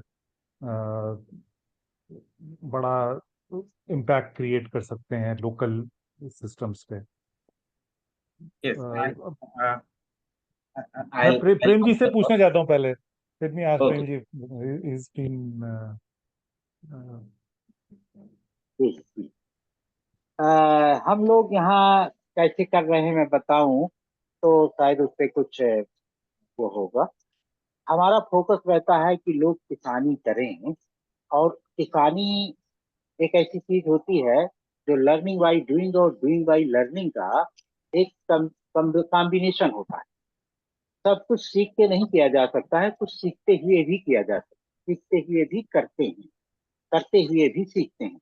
तो हमें जो भी ज्ञान परिपक्व परंपरा में मिला है या हमें हुआ है, वो हम अगली पीढ़ी अगले लोगों को ट्रांसफर करते हैं। इसी विधि से हम यहाँ पर हमारे आसपास 150 से अधिक फार्म इस लाइन में चल चुके हैं। तो हम आपस में इंटरेक्शन रखते हैं, बहुत सारे लोग अभी अ, उनका विजिट करने आते हैं। तो हम लोग 5 संतुलनों पर यहाँ पर काम करते हैं कि जल संतुलन, वायु संतुलन, ताप संतुलन, ऊर्जा संतुलन और उर्वरता संतुलन। तो खेत में ये पांचों संतुलन जब दिखाई देते हैं तो अपने आप मोटिवेट होते हैं लोग, और उसको करते समय भी उनको सुख होता है, देखते हुए भी सुख होता है। तो इस तरह से ये हम बढ़ा सकते हैं। लेकिन जैसे अभी जो तीन तीन फार्मर की बात की है, तो किसी का इसमें डॉक्यूमेंटेशन पार्ट बहुत अच्छा है, किसी का वह पक्ष ज्यादा मजबूत है, प्रैक्टिकल वाला। तो इस तरह से एक दूसरे के यहाँ अपने बच्चों को भेज के, अपने लड़कों को भेज कर या किसानों को भेज कर जो भी आगे बढ़ना चाहते हैं, एक तरह से ये कर सकते हैं। और ज्यादा से ज्यादा हर फार्म यूनिवर्सिटी बने, ऐसा एक मोटो बना के कर सकते हैं। हमारे जो रिसर्च जो हमारे एक जो लोकल लेवल पे छोटी छोटी खोजें होती हैं, नए रिजल्ट्स आते हैं जो बदलाव लाते हैं, जैसे कमलजीत जी ने बोला कि किस तरह से उन्होंने अपनी एक खरीफ की फसल नहीं करते, तो ये भी एक रिसर्च का ही अनुभव है। प्रेम सिंह जी ने बताया कि किस तरह से जो घास फूस उग रही है। तो इनको कैसे हम साझा कर सकते हैं एक दूसरे के साथ में? कोई विचार इस पे, कोई प्लेटफॉर्म है या बनाया जा सकता है ताकि, और देखिए ऐसा है सर। बहुत सारा हाँ, रिसर्च तो मैं ये समझ गया। यहाँ पे अरण्य एग्रीकल्चर यूनिवर्सिटी में हो रहा है, फार्म वर्सिटी में यहाँ पे हो रहा है जाडोल में। तो हाँ, बताइए, आप कुछ कह रहे थे प्रेम भाई। तो मैं ये कह रहा था कि हमें परंपरा में भी बहुत सारी रिसर्चें मिली हैं। हम अभी इस माइंड सेट से भी हमें थोड़ा सा रिव्यू करना चाहिए। ज्ञान पेपर और ये सब आ जाता है परंपरा में। देखिए 1 एकड़ में कितना गेहूं बोना है या कितना चना बोना है किसी यूनिवर्सिटी ने नहीं दिया। ये लर्निंग डूइंग बाई लर्निंग से आया होगा, और मेरे ख्याल से कम 10 पीढ़ी में फिक्स किया गया होगा। खेत को उपजाऊ बनाना, उसके जो कार्बन सॉइल कार्बन को बढ़ाना, ये 2 4 10 साल की प्रक्रिया नहीं है, ये कंटिन्यूअस प्रोसेस। तो इस कंटिन्यूअस प्रोसेस का अभी तो ये लोग सोच ही नहीं पाए कि ये बढ़ता कैसे है। गोबर डालने से नहीं बढ़ता, ये उसका एक कंटिन्यूअस प्रोसेस होता है।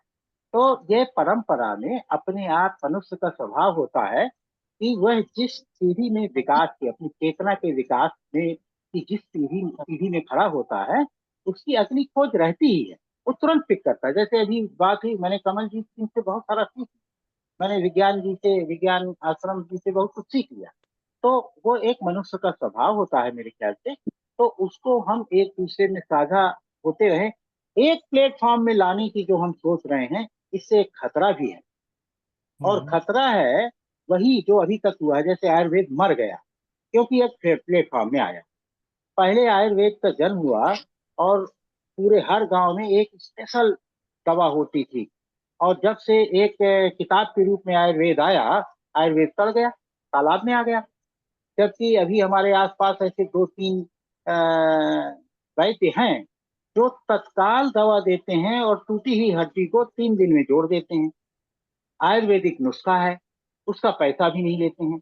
लेकिन वो अब आयुर्वेद में नहीं आ सकता, क्योंकि हमने उसे एक प्लेटफॉर्म, एक किताब का रूप दे दिया। अब उसमें दूसरा कोई आ ही नहीं पाएगा। इस तरह के भी खतरे हैं।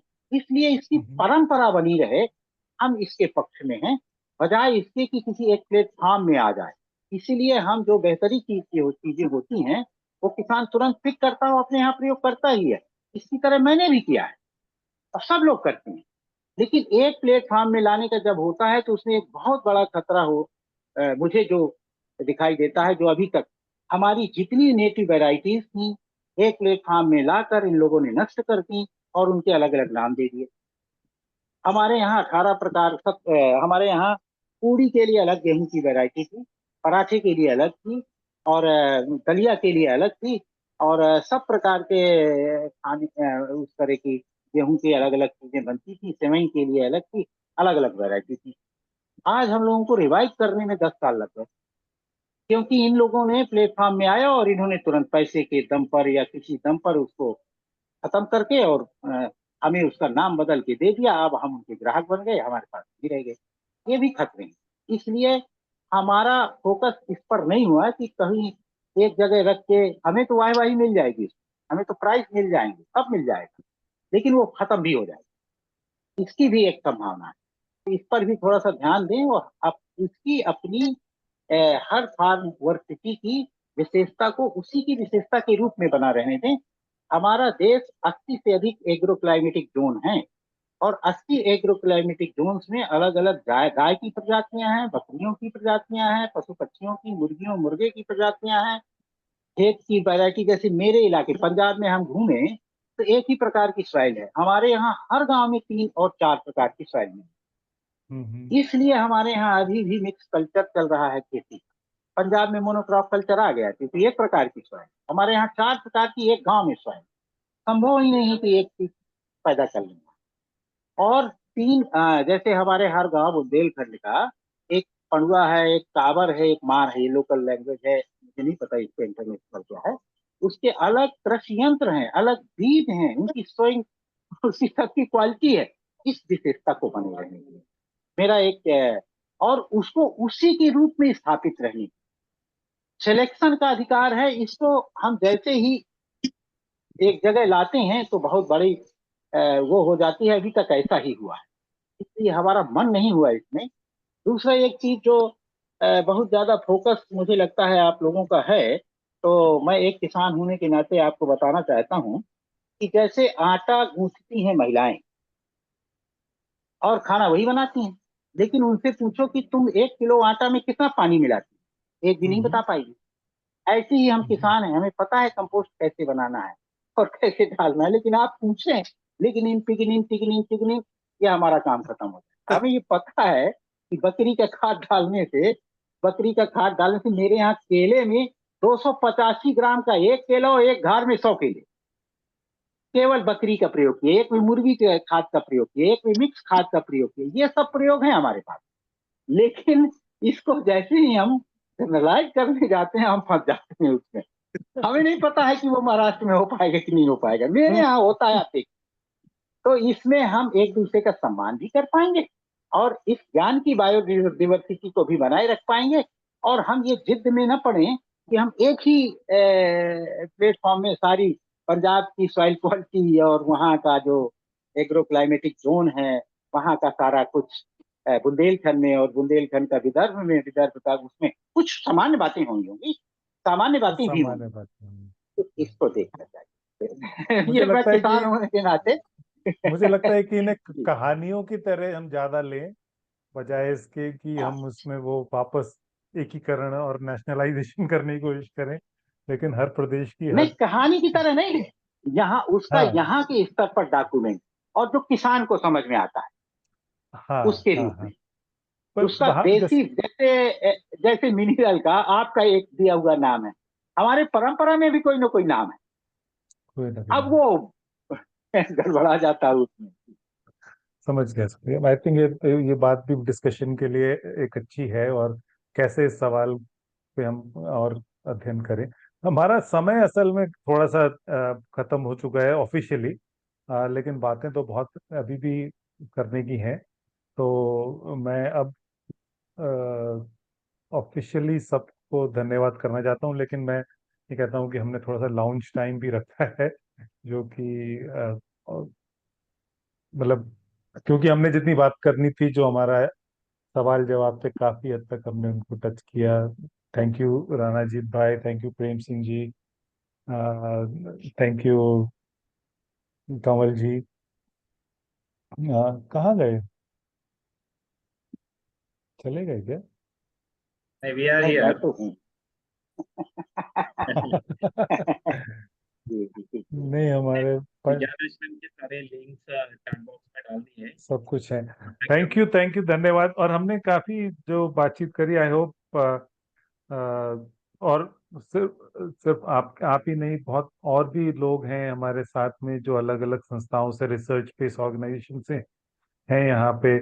हमारे साथ में पद्मा, नरसना गारू, मुकेश भाई, करण, और सुमित संधू मैंने देखा यहाँ पे थी, और जो अलग अलग तरह से रिसर्च कर रहे हैं। तो हमारे पास एक सीखने के लिए, बातचीत करने का एक नया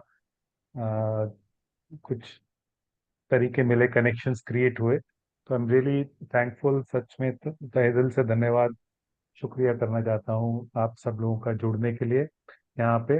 और अब कहता हूँ कि अब कुछ सवाल हैं, खुल के बात कर सकते हैं, माइक ऑन कर सकते हैं। कुछ चीज करने की है, कहने की है, तो कह सकते हैं अभी। और अगर नहीं है तो फिर हम बंद करते हैं आज का सेशन।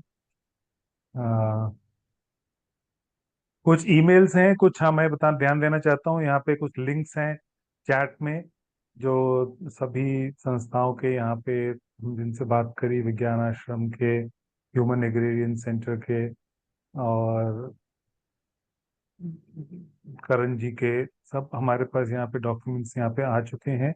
आप लोग लिंक्स डाउनलोड कर लें, सेव कर लें उनको अपने साथ में। सोहनगढ़ फार्म का वेबसाइट आप देख सकते हैं, उनका यूट्यूब में चैनल, सॉरी फेसबुक में एक पेज है, बहुत सारे वीडियोस हैं वहाँ पे, आप देख सकते हैं सोहनगढ़ फार्म के नाम से। और प्रेम सिंह जी का यूट्यूब चैनल है, आप उनको सर्च कर सकते हैं वहाँ पे। और विज्ञान आश्रम की वेबसाइट आपके पास में है इस समय। तो with this let me close this session, and looking forward to see you next week इसी समय पे, ट्यूसडे को 7 बजे, फार्म वर्सिटी राइजिंग के नेक्स्ट